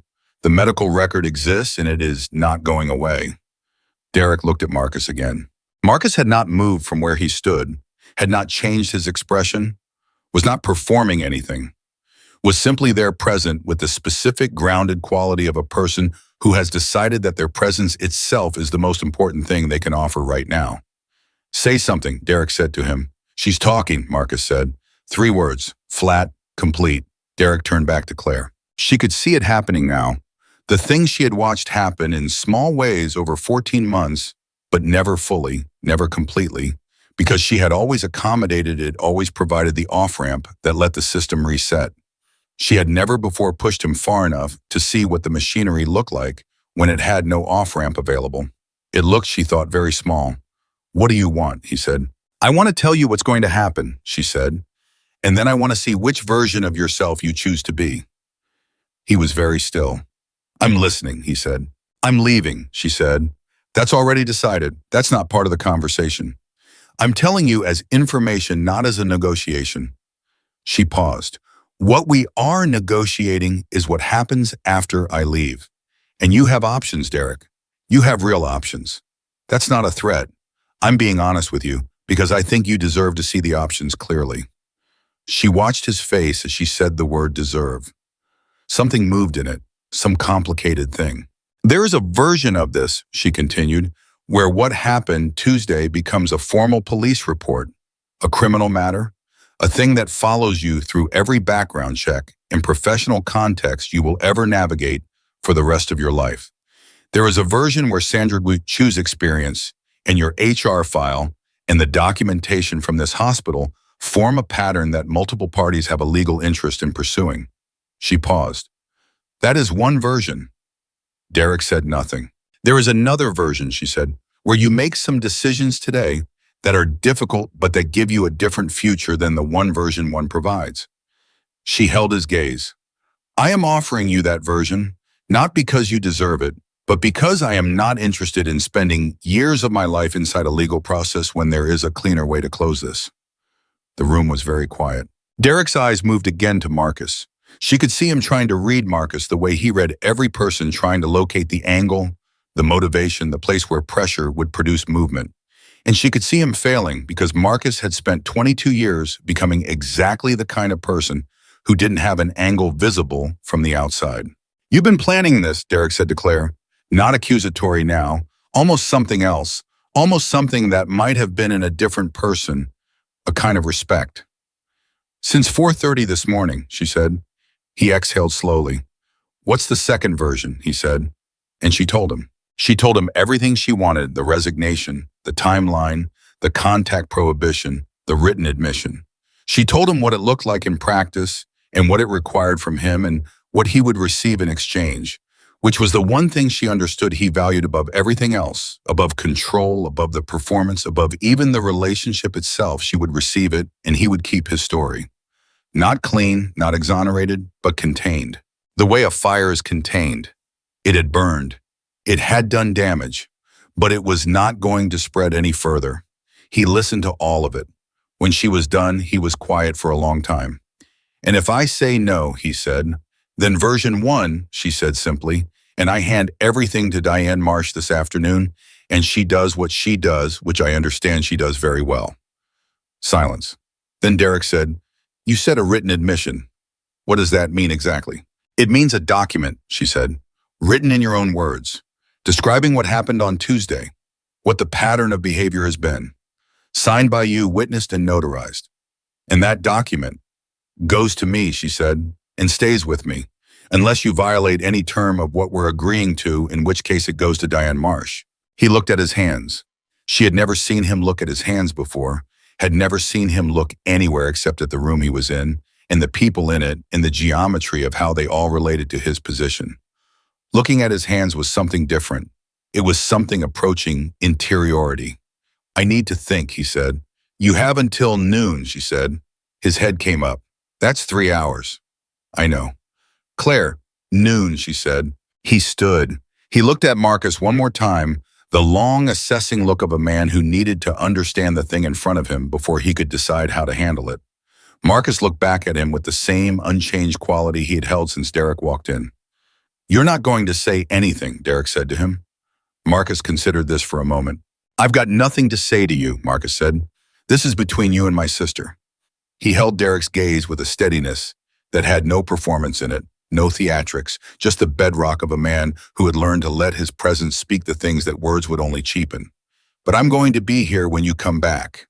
Derek looked at him. He looked at Claire. He walked out. So, the corridor outside the family waiting area was quiet after he left. Claire stood inside the room for a moment, and she listened to the hospital doing what it did, the rolling of equipment, the soft-soled shoes of nurses on linoleum, the distant intercom calling a name she didn't catch, and she breathed. Marcus sat back down in the chair. "That went well," he said. She looked at him. "Was that a joke?" "Partial," he said. She sat down across from him. She realized her hands were shaking slightly, and she looked at them the way Derek had looked at his, with a kind of bewildered attention, as though her body were reporting news. "I didn't think I'd shake," she said. "Adrenaline," Marcus said. "It clears. Give it a minute." She gave it a minute. He sat across from her and let the minute happen without filling it, which was the thing about Marcus that she had missed most completely, without knowing she was missing it, the quality of his presence that required nothing from her. "He'll come back," she said. "Yes," Marcus said. "He'll try to renegotiate." "Probably." "The terms aren't negotiable," she said. "I know," Marcus said, "but he doesn't yet." She thought about Derek in his car right now, or in a coffee shop, or walking somewhere with his phone in his hand running the numbers, doing what Derek always did, calculating the angles, looking for the leverage point, trying to find the version of events that gave him the most control over the outcome. And she thought about what he would find when he ran those numbers, because she had run them herself in the dark at 4:30 in the morning, and she had run them from both sides, from her side and from his. And she understood the geometry of his position in a way she suspected he did not yet fully understand himself. He had no leverage. He had had 14 months of leverage and built carefully piece by piece, and all of it had rested on one thing: her silence. Her willingness to absorb and accommodate and explain and minimize and perform fine in emergency rooms and at dinner tables and on the phone with her clients and in every conversation with every person who was not allowed to see the inside of the system she was living in. She had sent 3 words. The silence was gone. "Marcus," she said. "Yeah, I want to tell you something." He waited. "I knew," she said. "For a long time I knew. I'm not telling you that to make you feel worse about the timeline. I'm telling you because I need you to understand that I didn't send the code because I ran out of strength. I sent it because I was finally ready to use it." She paused. "There's a difference, Bram." Marcus looked at her for a long time. "I know," he said. "I've known that since I read your message." "How?" "Because the code says I can't say it straight," he said. "Not I can't handle it. I can't say it straight. You knew exactly what you were saying. You just needed someone to receive it. She looked at him. Yeah, she said quietly. The clock on the wall moved from 9:47 to 9:48. Noon was 2 hours and 12 minutes away. Somewhere in Ash Grove, Derek Holloway was alone with his math for the first time. And Renata was waiting at the patient services desk with a folder. And Dr. Farrow had the most thorough mechanism of injury documentation he had ever produced in 4 years of emergency medicine. And Diane Marsh's number was in Claire's jacket pocket on a card. And Marcus Doyle was in a chair 7 feet away, not going anywhere. And the morning was getting older, and the clock was moving forward, and the only question left was what Derek Holloway would decide to do with the time he had remaining. Claire already knew. She had known since 4:30 in the morning he was going to come back. And when he came back, she was going to be ready. He came back at 11:23, 37 minutes early. Claire knew what that meant. She had spent 14 months learning how Derek Holloway's mind worked, and she knew that coming early was not impatience. It was strategy. Coming early was his way of taking back a variable she had controlled, of introducing uncertainty into her timeline, of walking back into that room before she had finished whatever preparation she was doing and catching her in the middle of it. He thought early was an advantage. She had been ready since 10. She heard him before she saw him. His voice at the front desk, the warm, reasonable tone. I'm here to see Claire Bennett. She's expecting me. And she felt Marcus straighten in the chair across from her. Without looking at him, felt the whole room shift, its quality of attention, the way a room does when something that has been anticipated finally arrives. She put her coffee cup down on the side table. She folded her hands in her lap. She breathed once slowly all the way down. The door to the family waiting area opened. Derek came in first. He was wearing the same clothes as this morning, but he had done something, straightened himself, gathered himself, put on the full performance, like a man suiting up for something he intended to win. His jaw was set and his shoulders were back and his eyes were already moving through the room, already clocking Marcus in the chair, already calculating. Behind him, and this was the thing Claire had not expected, was another person. A man, 40-something in a gray suit carrying a leather portfolio, someone she had never seen before. Derek said, I brought my attorney. The room reconfigured itself instantly. Marcus looked at the man in the gray suit with no change of expression. Claire looked at him with the specific, focused tension of someone rapidly processing new information, and she thought he spent 3 hours calling people. He didn't spend 3 hours thinking. He spent 3 hours building a wall. Okay, she said. Derek's attorney, the gray suit, the portfolio, sat down in the chair nearest the door and opened his portfolio to a fresh page and held a pen over it and said nothing. His name, as Claire would learn later, was Philip Crandall, and he had the specific alert stillness of a man who billed by the hour and had learned to let his clients do the talking until the talking became his problem. Derek sat down, same chair as before, same posture, elbows on knees, the performance of casual engagement. I want to be reasonable, he said. That's why I'm here. I want to work through this in a way that's fair to everybody. Okay, Claire said again, but I also think it's important that we're all operating with accurate information. He looked at Marcus briefly. And I want to say for the record that bringing in outside parties, family members with particular backgrounds, a pause that communicated everything it was intended to communicate about Marcus's background into what is essentially a private matter between two people, creates an environment that isn't conducive to honest conversation. Philip Crandall wrote something in his portfolio. Marcus looked at his own hands. Then he looked back up at Derek, and the expression on his face was the same one it had been since Derek walked in, nothing. Just presence. Complete, settled, unreadable presence. He was not performing anything, and that absence of performance was louder than anything Derek had said. Marcus is here because I asked him to be here, Claire said. He's not a party to what we're negotiating. He's here because I choose to have someone I trust in the room. Understood, Derek said. And I respect that, I do. I just want to make sure that everyone understands the full context before anyone makes decisions that are difficult to reverse. He leaned back. He was settling in. She could see the architecture of it. He was going to reframe systematically every piece of what had been established this morning. He was going to take the ground they had mapped and redraw the borders. He had 3 hours and a lawyer, and he had decided that the version of this where he was in control was still available if he could just find the right angle of approach. The full context, Claire said. Yes, He looked at her steadily. I've spoken with Philip about what you described this morning, and I want to say the injury and the way it happened, I take full responsibility for the fact that you were hurt. I do. That's not in question. He paused. Let the pause work.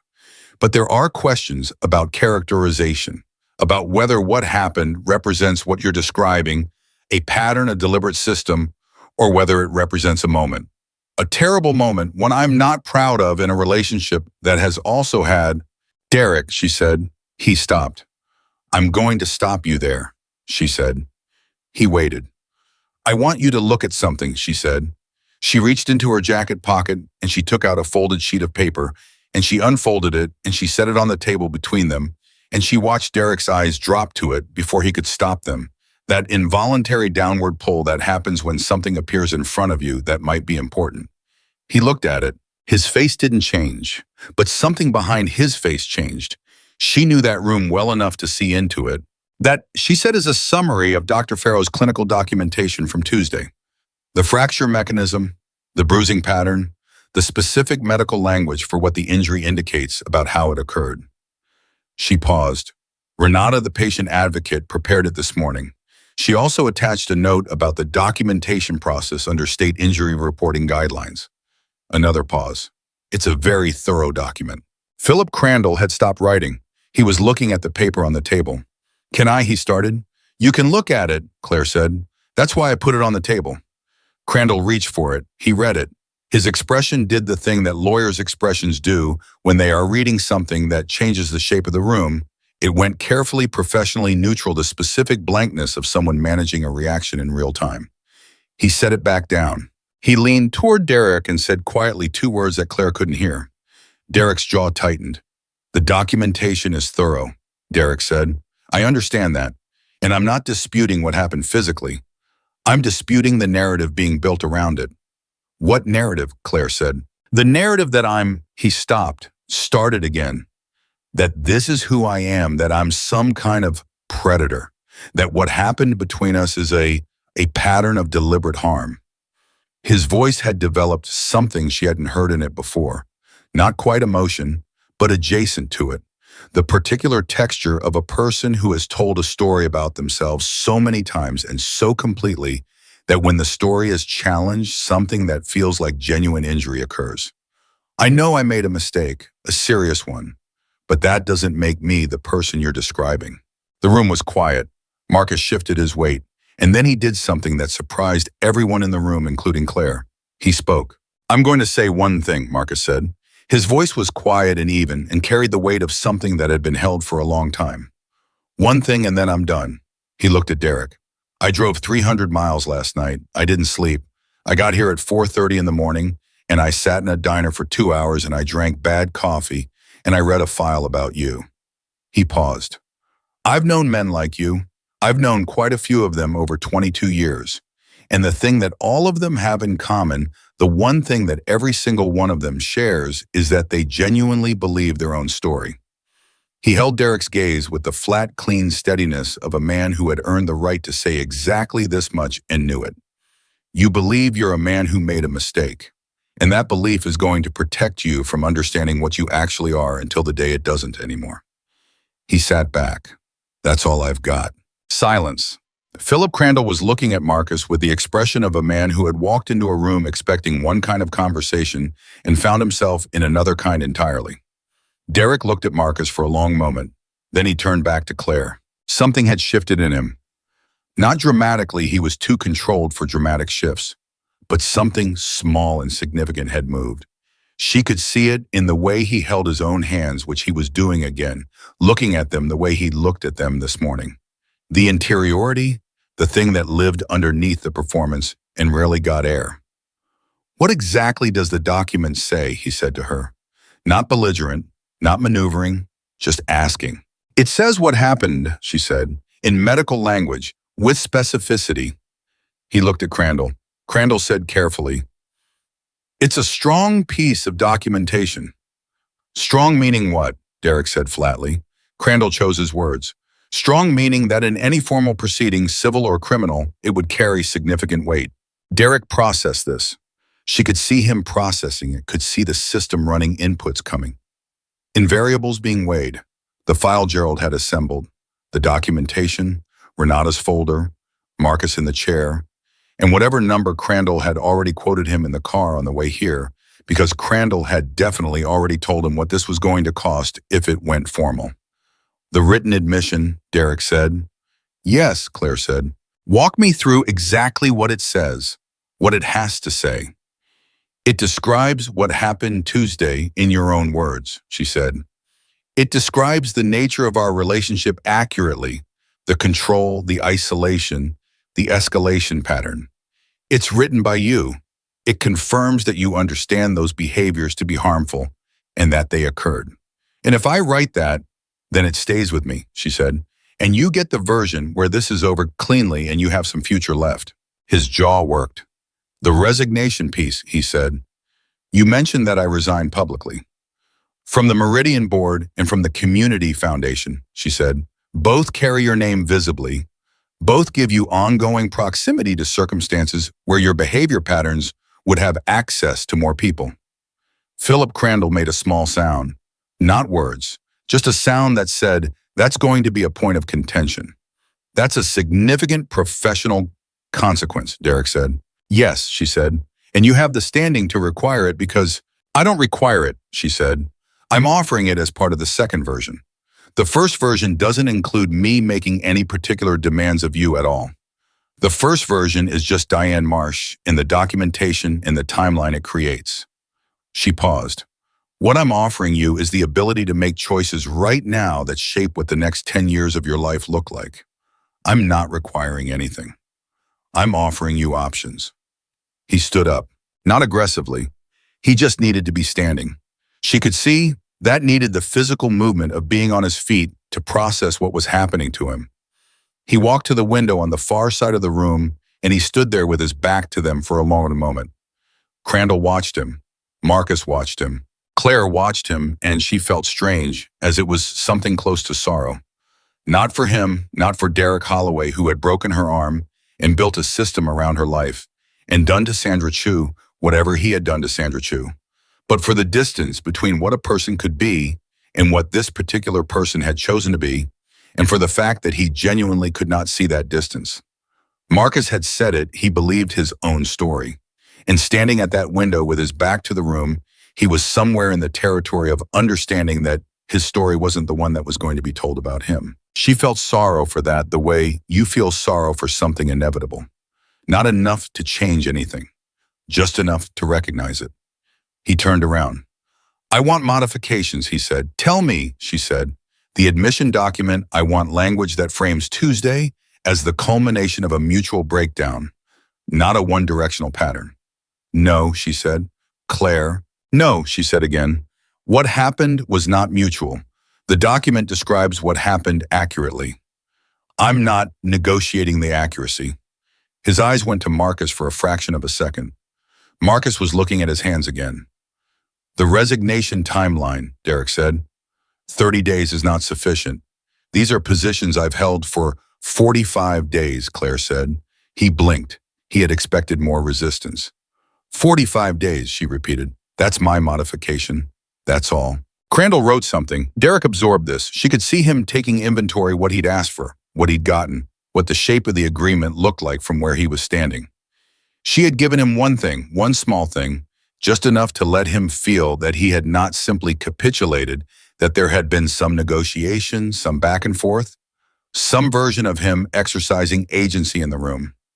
That was deliberate. She had planned it at 4:30 in the morning. Give him one real modification, something that doesn't compromise anything structural. Let him have the feeling of having negotiated because that feeling was the thing that would make him sign. If he felt only like he had lost, his reflex would be to refuse. But if he felt like he had contested and conceded and arrived at something that was a story he could tell himself. She had built the timeline at 30 days specifically so she could give him 45. The contact prohibition, he said. No contact ever, that it includes not being able to respond if you contact me. That's not a modification, she said. If I contact you, you're permitted to respond. The prohibition is on initiating. He looked at her. Okay, he said. Okay, meaning you accept those terms. He looked at Crandall. Crandall gave him a very small nod that said, this is the best version available. Okay, Derek said again. The words sat in the room differently than every other word that had been said in it. Flatter, heavier, a word with a door closing inside it. Philip will draft the admission document, Claire said. I want it ready for review by 3 this afternoon. Crandall looked up. That's 3, she said, or we proceed with the other version today. Crandall looked at Derek. Derek said nothing. Crandall said 3 o'clock. I'll have Renata here for the notarization, Claire said. She's familiar with the documentation. She looked at Derek one last time. I'll also need the apartment key. The pause before he reached into his pocket was exactly 2 seconds long. He put the key on the table. It sat there between them, small, ordinary, a piece of metal that represented 14 months of her life and everything that had happened inside them. She didn't reach for it yet. She looked at Derek, who was standing in the middle of the room looking at the key, and she thought about Tuesday morning in the kitchen and the sound of ceramic hitting tile and the white absolute quality of pain. And she thought about 4:30 in the morning and the headboard and the dark. And she thought about 3 words sent across 300 miles and the buzz of a phone in a garage in Macon. She thought about Sandra Chu. One more thing, she said. He looked at her. Sandra Chu, I said, she said. Whatever you filed against her in Fulton County, Philip knows how to make that go away. I want it gone before you leave town. The look on his face was the most unguarded thing that she had seen from him in 14 months. That's not part of our agreement, he said. I'm adding it, she said. Claire, the harassment complaint you filed against a woman who was trying to get away from you is a weapon, she said. It stays on her record. It follows her. It makes it harder for her to be believed if she ever needs to be believed. She held his gaze. Drop it. That's non-negotiable. Silence. Crandall was looking at Derek with the particular expression of a lawyer waiting to see which version of his client was going to show up. It costs you nothing, Derek, she said quietly. Nothing. And it gives her back something you took. He looked at his hands. He looked at the key on the table. Fine, he said. The word came out differently than all the ones before it. Not managed, not performed, just tired. The particular exhaustion of a person who has been running a very complex system for a very long time and has arrived at the moment where running it costs more than stopping. Fine, he said again. And this time it sounded like something else underneath it, something she would think about later. Something that was not exactly regret, but was adjacent to it, the way a scar is adjacent to the wound that made it. Crandall was already writing. Marcus hadn't moved. Claire reached forward and picked up the apartment key. It was lighter than she expected. She closed her hand around it, and she breathed, and she thought about the things she had told Marcus this morning. I sent the code because I was finally ready to use it. And she thought about ready and what ready actually felt like when you were inside it, which was not confidence and not fearlessness, but something more like clarity. The specific clean quality of a moment when you understand what you are doing and why and what it costs, and you decide to pay it. She had paid it. She was still paying it, but the key was in her hand. At 2:47 in the afternoon, Philip Crandall returned to Ash Grove Memorial with a document, 13 pages, single-spaced. The admission document was thorough, more thorough than she had expected, which told her that Crandall, despite representing Derek, was a lawyer with enough professional conscience to have drafted something that actually said what it needed to say, possibly because he had read the medical documentation and understood which version of this story was the true one. Renata reviewed it with her at the nurse's station while Marcus sat in a chair in the corridor, and Crandall waited with the particular patience of a man who had decided that this was now simply a process to be completed. The language in Section 4, Renata said quietly, pointing. Claire read it. That's accurate, she said. Section 7. That's accurate too. Renata looked at her. Are you sure you want to read it this way? Some people find that. I want to read it, Claire said. I want to read every word of it. I want to know that every word of it is true. She read every word of it. It was true. All 13 pages of it, the incidents, the patterns, the specific instances where control had been exercised and by what mechanism, it was all true. And reading it in Philip Crandall's careful legal language was a different experience than she had anticipated. It was not devastating. It was clarifying. It was the experience of seeing laid out in precise and dispassionate terms the architecture of a thing that she had lived inside and therefore had only ever been able to see one piece of at a time. Seeing the whole shape of it from outside on 13 pages was something she would spend a long time thinking about later. She initialed each page. She handed it back to Renata. "Get Derek in here," she said. Oh, he came in at 3:04. He read it standing up. He read all 13 pages and she watched him read it, and she saw what it cost him to read his own story in that language, saw the specific quality of a person encountering a mirror that shows you not what you want to see, but what's actually there.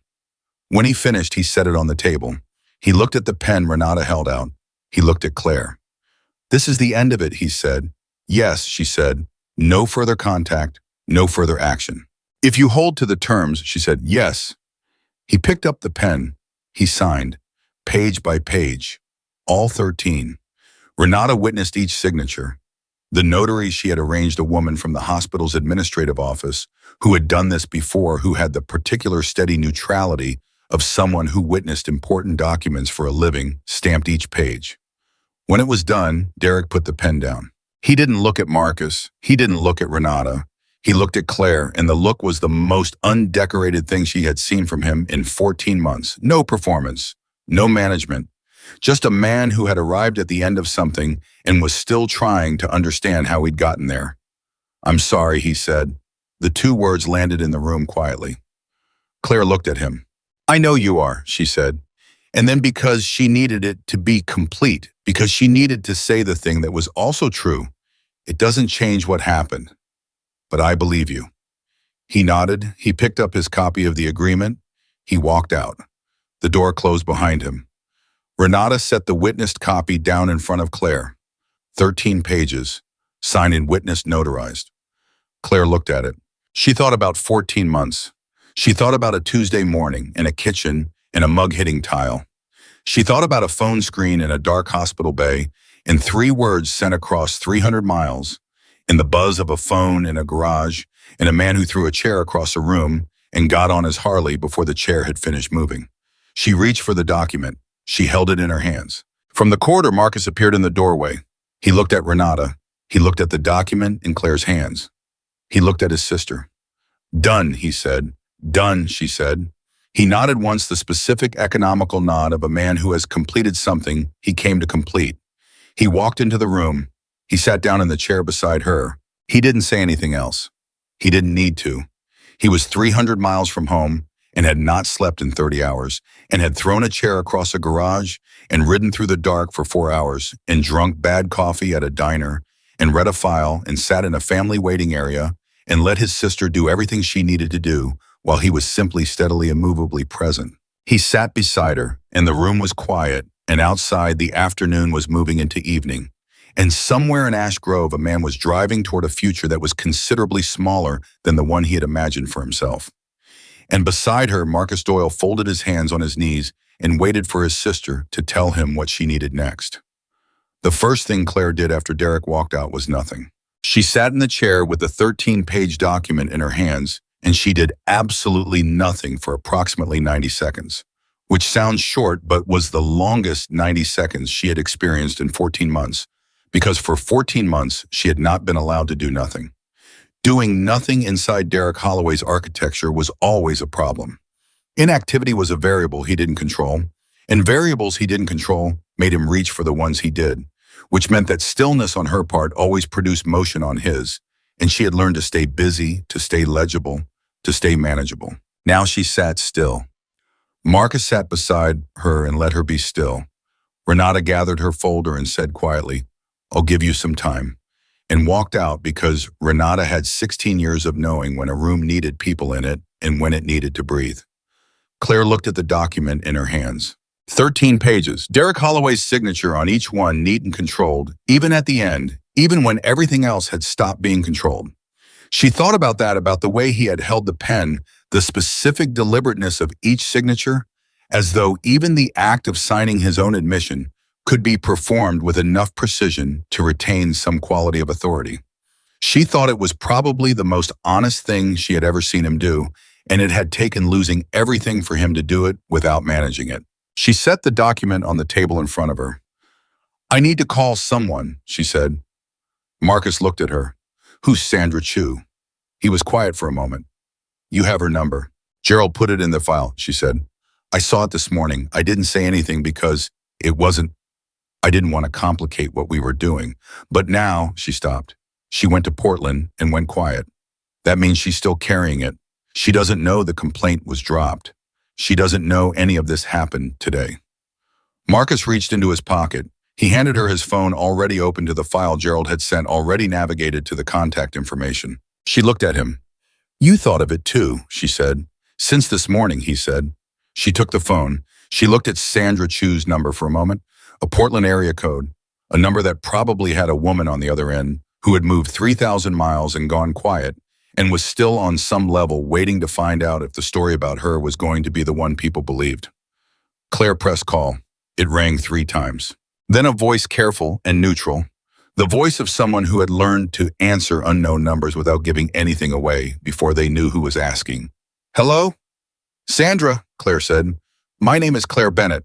I was with Derek Holloway. I want to tell you what happened today. The silence on the other end lasted 4 full seconds. Then Sandra Chu said, Are you okay? Not who are you or how did you get this number or what do you want? Just are you okay?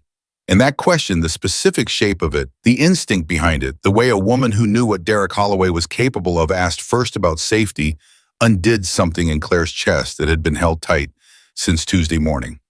I'm okay, Claire said. And then because it was the truest thing as she could say, I'm better than I've been in a long time. Gaycom. She talked to Sandra for 22 minutes. Marcus stood in the corridor outside the family waiting area and gave her the room the way he had been giving her room all day. Not retreating, not absent, just calibrated. Present enough to matter, removed enough to let her be the one who did the thing. Sandra Chu was 38 years old and worked in graphic design. The coincidence of that landed on Claire with a small, strange weight, and she had relocated to Portland in 18 months after breaking up with Derek because she had understood in the specific way that women who survive these things understand that distance was the only insurance she could afford. She had not spoken about Derek Holloway to anyone except a therapist. She had not told her friends or her family, not because she was ashamed. She said this clearly, firmly, the way someone says something they have worked very hard to arrive at, but because the harassment complaint he'd filed had made her afraid of what speaking would cost her. He had already built the narrative. She knew how good he was at building narratives. Claire told her about the complaint being dropped. Sandra was quiet for a long moment. He agreed to that, she said. He signed it as part of a broader agreement, Claire said. Philip Crandall drafted the paperwork. His own lawyer handled the withdrawal. Another silence. Sandra stopped, started again. I checked that case status. I check it every 3 months because I was afraid he was going to activate it, that he was going to use it to, she stopped again. It's really gone. Crandall filed the withdrawal this afternoon, Claire said. Renata confirmed it before she left. The sound Sandra made was not a word. It was something more fundamental than a word, the specific involuntary sound of a person putting down something very heavy they have been carrying so long. They forgot it was weight and not just the shape of their body. Thank you, Sandra said. Her voice was different now, less managed, more real. I need you to know what you did today, what you built, the whole structure of it. You did something I didn't know how to do. I didn't know it was possible to do it that way. It is, Claire said. It's hard, but it's possible. Was anyone with you by him? My brother, Claire said. Good, Sandra said. That's good. You shouldn't have had to do it alone. You didn't have someone, Claire said. It wasn't an accusation, just a fact said gently. No, Sandra said. I didn't. I went to Portland and I got quiet and a pause. I want to tell you something.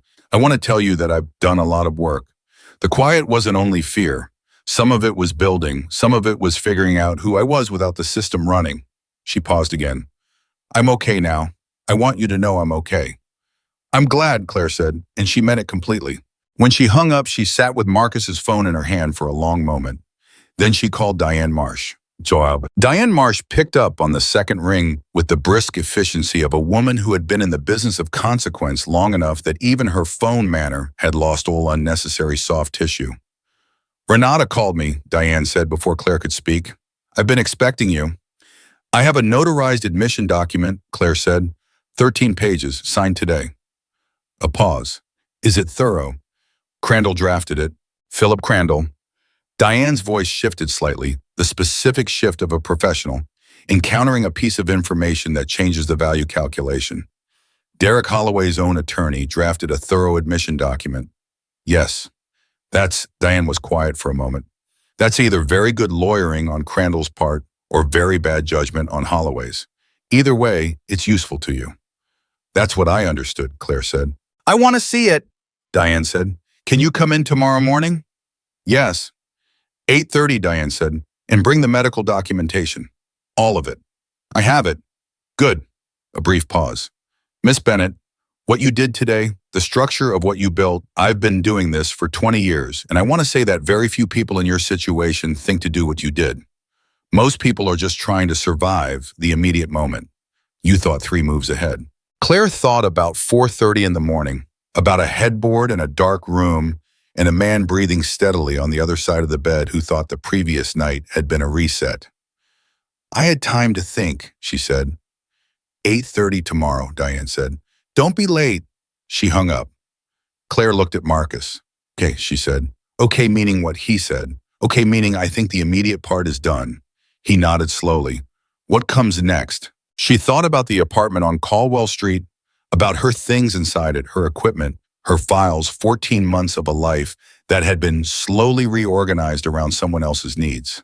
About the clients Derek had managed and the schedule he had routed through himself, and the social connections that had atrophied under the patient, systematic pressure of a man who understood that isolation was not a single act, but a long accumulation of small redirections. She thought about what it was going to take to rebuild the circumference of her life.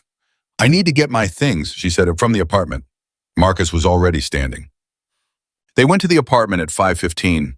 Marcus drove her in his truck he had at some point during the morning while she was with Renata, retrieved it from where he'd left it near the Route 9 diner, which meant he had walked 8 blocks and then driven back and parked in the hospital lot without saying a word about it. Because Marcus did not narrate the logistical things he did, he simply did them. She used the key. Walking back into the apartment was a different experience than she had expected. She had expected it to feel like walking back into something, the residue of 14 months, the weight of the specific atmosphere that accumulates in spaces where bad things have happened quietly. She had expected the kitchen to feel wrong, or the bedroom or the counter where the mug had shattered on Tuesday morning. But it was just an apartment, furniture. Her things mixed with his things in the way things get mixed when 2 people occupy a space. Her design equipment on the desk in the second bedroom she used as a studio. Her books on the shelves organized the way she organized books, which was not the way Derek organized anything. Her photographs, which Derek had always kept in that room, rather than the main space which she understood now as a piece of the architecture. Your history belongs in the back room out of the primary narrative. She went to the studio first. She packed her hard drives, her cables, her Wacom tablet, which had been a gift to herself 5 years ago, when she first went freelance, which she had worked on every day, which Derek had occasionally described as her little hobby, in a voice that communicated exactly how seriously he took it. She packed her portfolio drives. She packed the external backup, which had 4 years of client work on it. Marcus carried boxes. He did not say anything about the apartment. He did not comment on what it looked like or what was in it or what it told him about 14 months of his sister's life. He carried boxes with the focused efficiency of a man completing a task. And every time he went to the car and came back, his presence filled the apartment with something that felt like counterweight, the specific quality of someone who was entirely on her side, entirely without agenda, entirely there. She went to the bedroom. She packed her clothes, which took 3 boxes because she had not packed light. In 14 months, she had not had the option to pack light because packing light required the possibility of leaving, and the possibility of leaving had not been visible until Tuesday morning in a hospital bay when Alicia said 300 miles is nothing. She opened the nightstand drawer. Inside was a small notebook, spiral-bound the kind you find in any drugstore, in which she had written intermittently secretly on the nights when Derek was out, and she had 20 minutes that were entirely her own, a record, not a diary, not emotions, a record. Dates and incidents and direct quotes, the specific clinical notation of a woman who was a graphic designer by training and understood that documentation was how you proved things existed. She had kept it for 8 months. She had started keeping it the morning after the first time he grabbed her arm, not like Tuesday, not breaking anything, just the grip, the message, and she had thought, I need to be able to show this. Even then, even 8 months ago, some part of her had been building towards something, had been writing the early draft of the structure she would finish in a hospital waiting room on a Wednesday morning. She held the notebook. What's that? Marcus said from the doorway. She showed him. He looked at it. He looked at her. Something moved through his expression that was complicated and quiet, and that she recognized as the specific feeling of a person encountering evidence of how long someone they love has been living in a way that required this level of documentation just to feel safe. 8 months, she said. I know, he said. And then because it was true and because he was Marcus, you were always going to get out. You just had to find the door. She put the notebook in her bag. She looked at the bedroom one more time. She thought about Tuesday morning and the mug and the white quality of pain, and she thought about all the nights in this room, and she thought about the notebook and the 8 months it represented, and she thought I was always building, even when I didn't know I was building. She walked out of the bedroom. She did not look back. They were done by 6:40. Marcus loaded the last box into the truck, and Claire locked the apartment, and she stood outside the building on Caldwell Street, and she dropped the key. Derek's key, the one he'd given her at the start, not the one she'd taken from him at the hospital, into the building manager's after-hours slot with a note that said she was vacating effective immediately and gave a forwarding address for any mail. The building manager's name was Roy, and he was 62 years old, and he had lived in the building for 15 of those years, and he had a particular quality of attention for the tenants on the second floor that Claire had never been able to fully read. Now standing at his door slot, she thought he knew something. Not specifically, but the way people in buildings know things through walls and timing and the specific sounds a home makes when it is not working. She thought about leaving him a note that said more than it said. She didn't. She just walked to the truck. They drove to the Larkspur Inn, which was the only hotel in Ash Grove that Marcus would have described as adequate, which meant it had clean sheets and a deadbolt and parking where you could see the truck from the room. He checked her in. He carried 3 of the boxes up to the room. He sat on the chair by the window while she sat on the edge of the bed, and they ordered food from a Thai place 2 blocks away that delivered, and they ate it on the bed and the chair while the evening went dark outside. They didn't talk much during the food. They didn't need to. They had been talking all day, not with each other mostly, but in the presence of each other, which was the same thing in the language they'd grown up speaking. You didn't have to say everything to someone who had been in the same room for all of it. When the food was mostly gone, Marcus said, "Tell me what you need for the next 2 weeks." She looked at him. "You're not staying 2 weeks." "Tell me what you need for the next 2 weeks," he said again. She thought about it, seriously, practically the way she'd been thinking about everything today. "I have clients I need to call," she said. "Derek contacted some of them on my behalf over the past year. I need to reestablish direct contact and make sure the relationships are intact." She paused. "I need to find an apartment, not in this building and not on Caldwell Street, and ideally not in a part of Ash Grove where I'm going to run into Derek's professional circles." Another pause. "I have a meeting with Diane Marsh at 8:30 tomorrow." "Okay," Marcus said. "I need a therapist," she said. And this one came out differently. Not the practical inventory of the others, but something more fundamental, the thing underneath the structure. "Not because I'm not okay, because I want to stay okay, because I know what it costs when you don't have someone to help you process, and I'm not doing that again." "I know someone," Marcus said, "in Macon, but she does remote. She worked with Patrice's program for years." Claire looked at him. "Patrice? She's who I talked to," he said, "when I was trying to understand what you were in. She's the one who explained the architecture." Claire held that for a moment.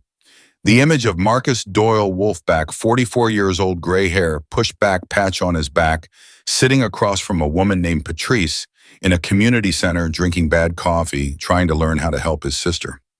"You did that before I called," she said. "I did that a year ago," he said. She looked at the window, the dark outside, the lights of Ash Grove beyond it, ordinary and indifferent, a town going about its evening. "You knew," she said. "I didn't know," he said carefully. I felt there's a difference, he imagined. I couldn't act on what I felt. That wasn't my place. I could only be ready. She nodded slowly. The code word, she said. You gave it to me 4 years ago. Yes. But you started talking to Patrice a year ago. Yes. So you were ready before I was. That's how it works, he said. The person inside the system is the last one to see it clearly because they are inside it. Everyone outside can see the edges. But it doesn't matter what the people outside see. What matters is when the person inside is ready. He looked at her. You were ready on Tuesday? I was ready on Tuesday, she said. A pause. I should have been ready earlier, she said. And this was the thing she had been moving around all day, the thing that lived under the structure, in the document, in the 13 pages, in the apartment key and all of it. The thing that asked, why did it take 14 months? Why did it take a broken arm? Why did the code have to exist in the first place? No, Marcus said. She looked at him. You were ready when you were ready, and he said, that's not a failure. That's how human beings work. He held her gaze. You built a record for 8 months. You sent the code the moment you had enough. You ran a complete strategic operation in a hospital over 2 days with a broken arm. He paused. You're asking yourself why it took so long. I'm telling you it took exactly as long as it took. Not 1 day more. She felt something in her chest that was not grief and not relief, but some compound of both the specific feeling of a thing that has been held for a long time to being set down in a place where it can rest. She looked at her splinted arm. It's going to heal wrong if I don't keep it elevated, she said. Elevate it, Marcus said. She propped it on the pillow beside her. She looked at the ceiling, the ordinary ceiling of a hotel room in Ash Grove, Georgia, which was not where she was going to be in 6 months, which was fine, which was exactly fine. I'm going to call Mom tomorrow, she said. Marcus was quiet for a moment. They hadn't talked about their mother. Their mother lived in Savannah and was 71 years old and had the specific quality of a woman who had spent her life being a strong presence for other people and who received in return the specific version of strength that strong people receive, which was that everyone assumed she didn't need support because she was too busy providing it. She doesn't know, Marcus said. She knows Derek, Claire said. She met him twice.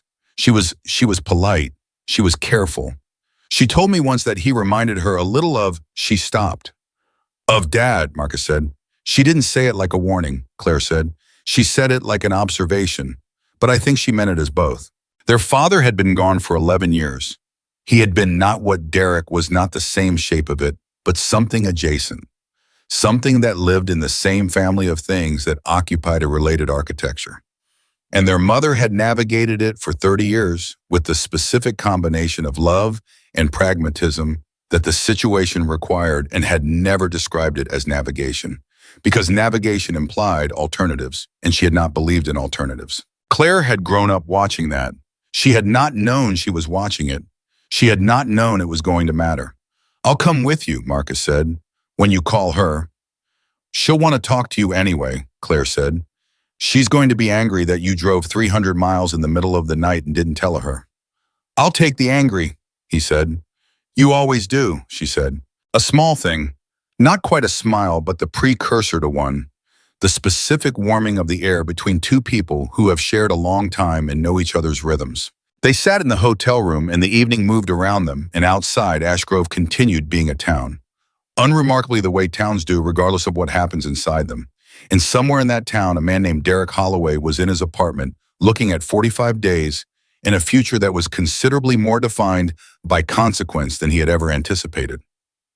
It was Marcus who found out about Sandra. Not immediately, not that night, but 4 days later, when he was back in Macon, and Claire had moved into a short-term furnished apartment on the east side of Ash Grove, and was meeting with Diane Marsh for the second time, Gerald called Marcus with information he hadn't asked for, but that Gerald had assembled anyway, because Gerald was thorough in the specific way of a man who understood that some situations have more surface area than they initially appear. Sandra Chu, Gerald told him, had filed a complaint with the Oregon State Bar.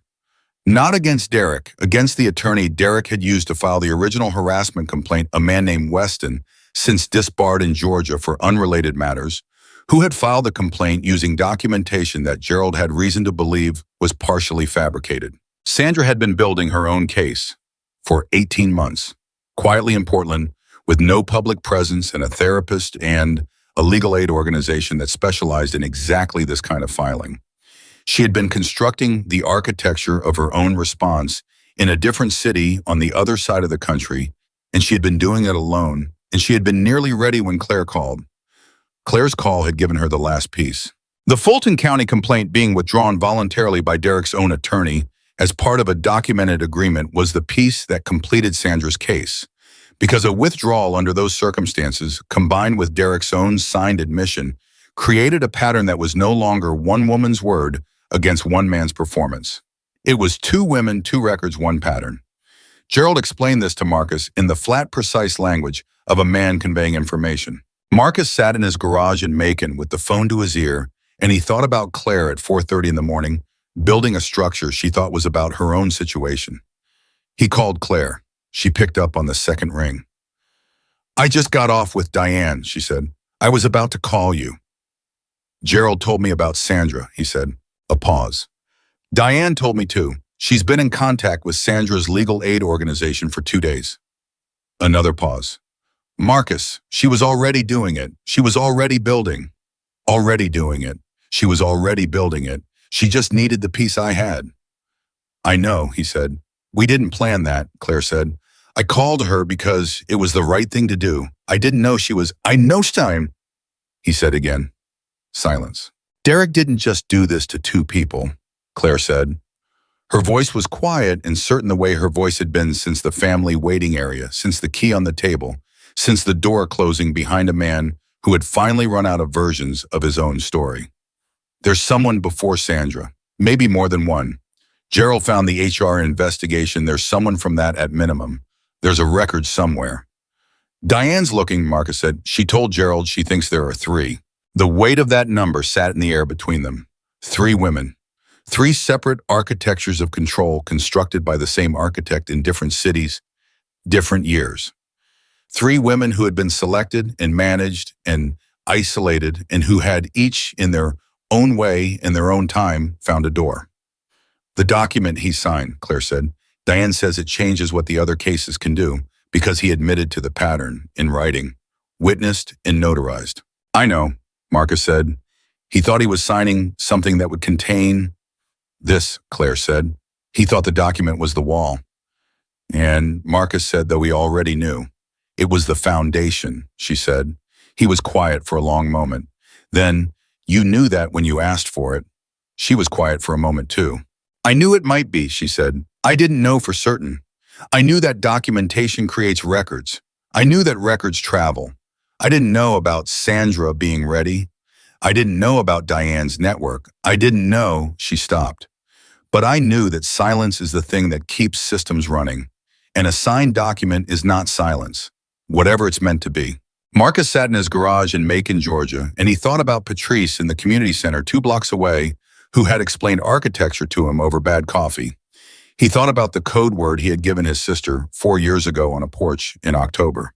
He thought about a phone buzzing on a workbench and a folding chair hitting a wall and 300 miles of highway in the dark. He thought about the fact that he had driven 300 miles and waited in chairs and carried boxes and sat on the other end of phone calls and had not broken a single thing that was not meant to be broken, had not spoken a single word that was not his place to speak, had not done one thing that was not specifically precisely what the situation required. He thought about what that had cost him: the sitting still, the waiting, the watching his sister do hard things and not moving to do them for her. He thought that was the right thing too. "How's the arm?" he said. "Still in the splint," she said.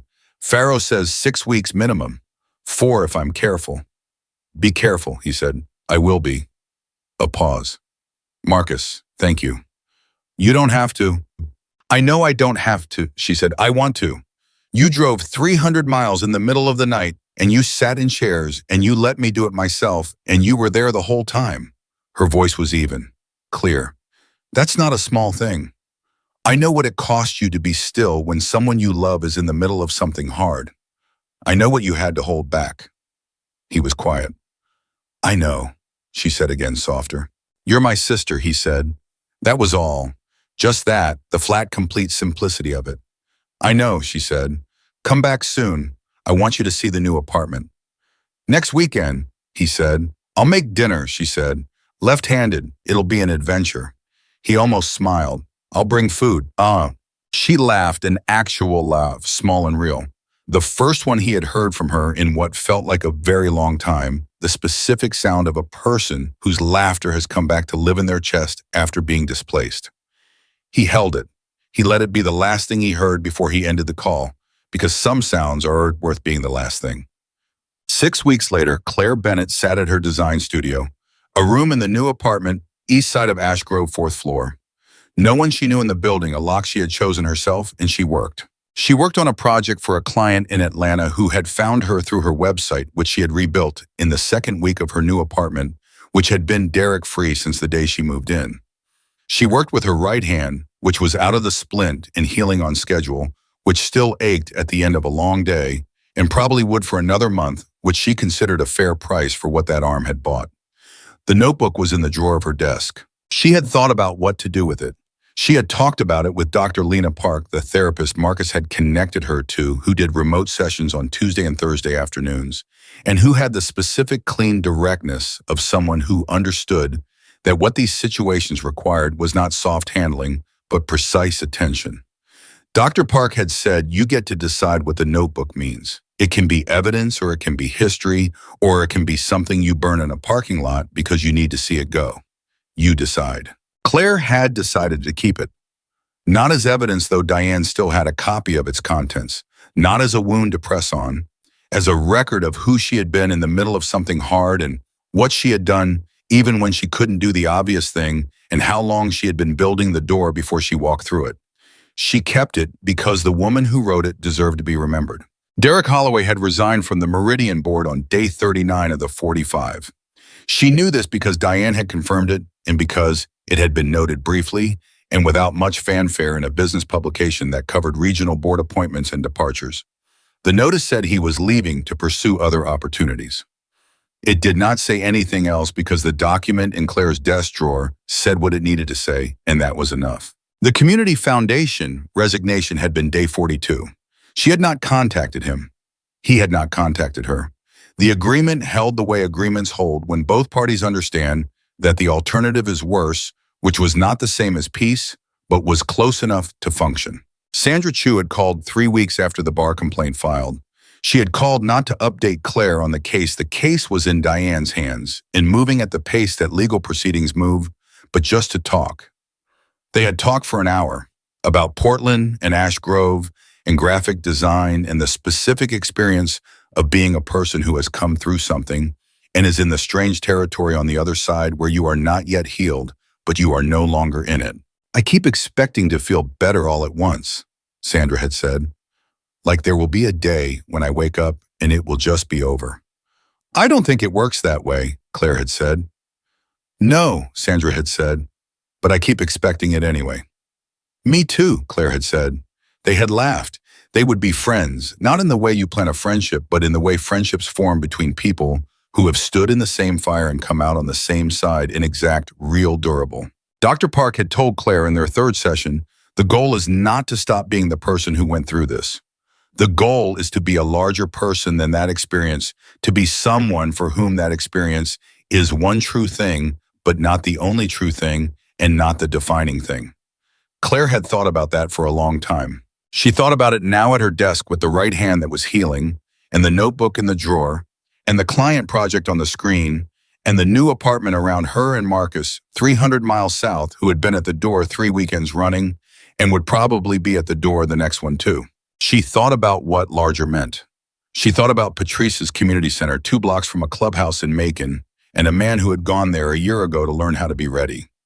She thought about Dr. Farrow documenting mechanism of injury at the end of a long Tuesday. She thought about Alicia in the splinting room saying 300 miles is nothing. She thought about Renata with a folder and a card. She thought about Sandra in Portland with her own records and her own door. She thought systems end, every system ends. The only question is what kind of ending. She had chosen the kind of ending that left a record. That created documentation where there had been silence. That reached backward to a woman in Portland and reached outward to the other women whose names she hadn't learned yet, but who Diane was finding. The kind of ending that did not close quietly, but left the door open behind her, because the point of a door is not just that you can walk through it. The point is that it stands and others can too. She turned back to her screen. She worked. Her right hand moved across the tablet, and her design took shape on the screen. And outside the city made its ordinary sounds, and inside the apartment was hers entirely. Structurally, legally, in every documentable sense of the word. And 300 miles south, a man who had thrown a chair across a garage and ridden through the dark and sat very still in the hardest chairs of his life, started his motorcycle in a lot in Macon and felt the engine come alive under him and thought about next weekend. Claire Bennett had sent 3 words, and every wall that was built on her silence fell down.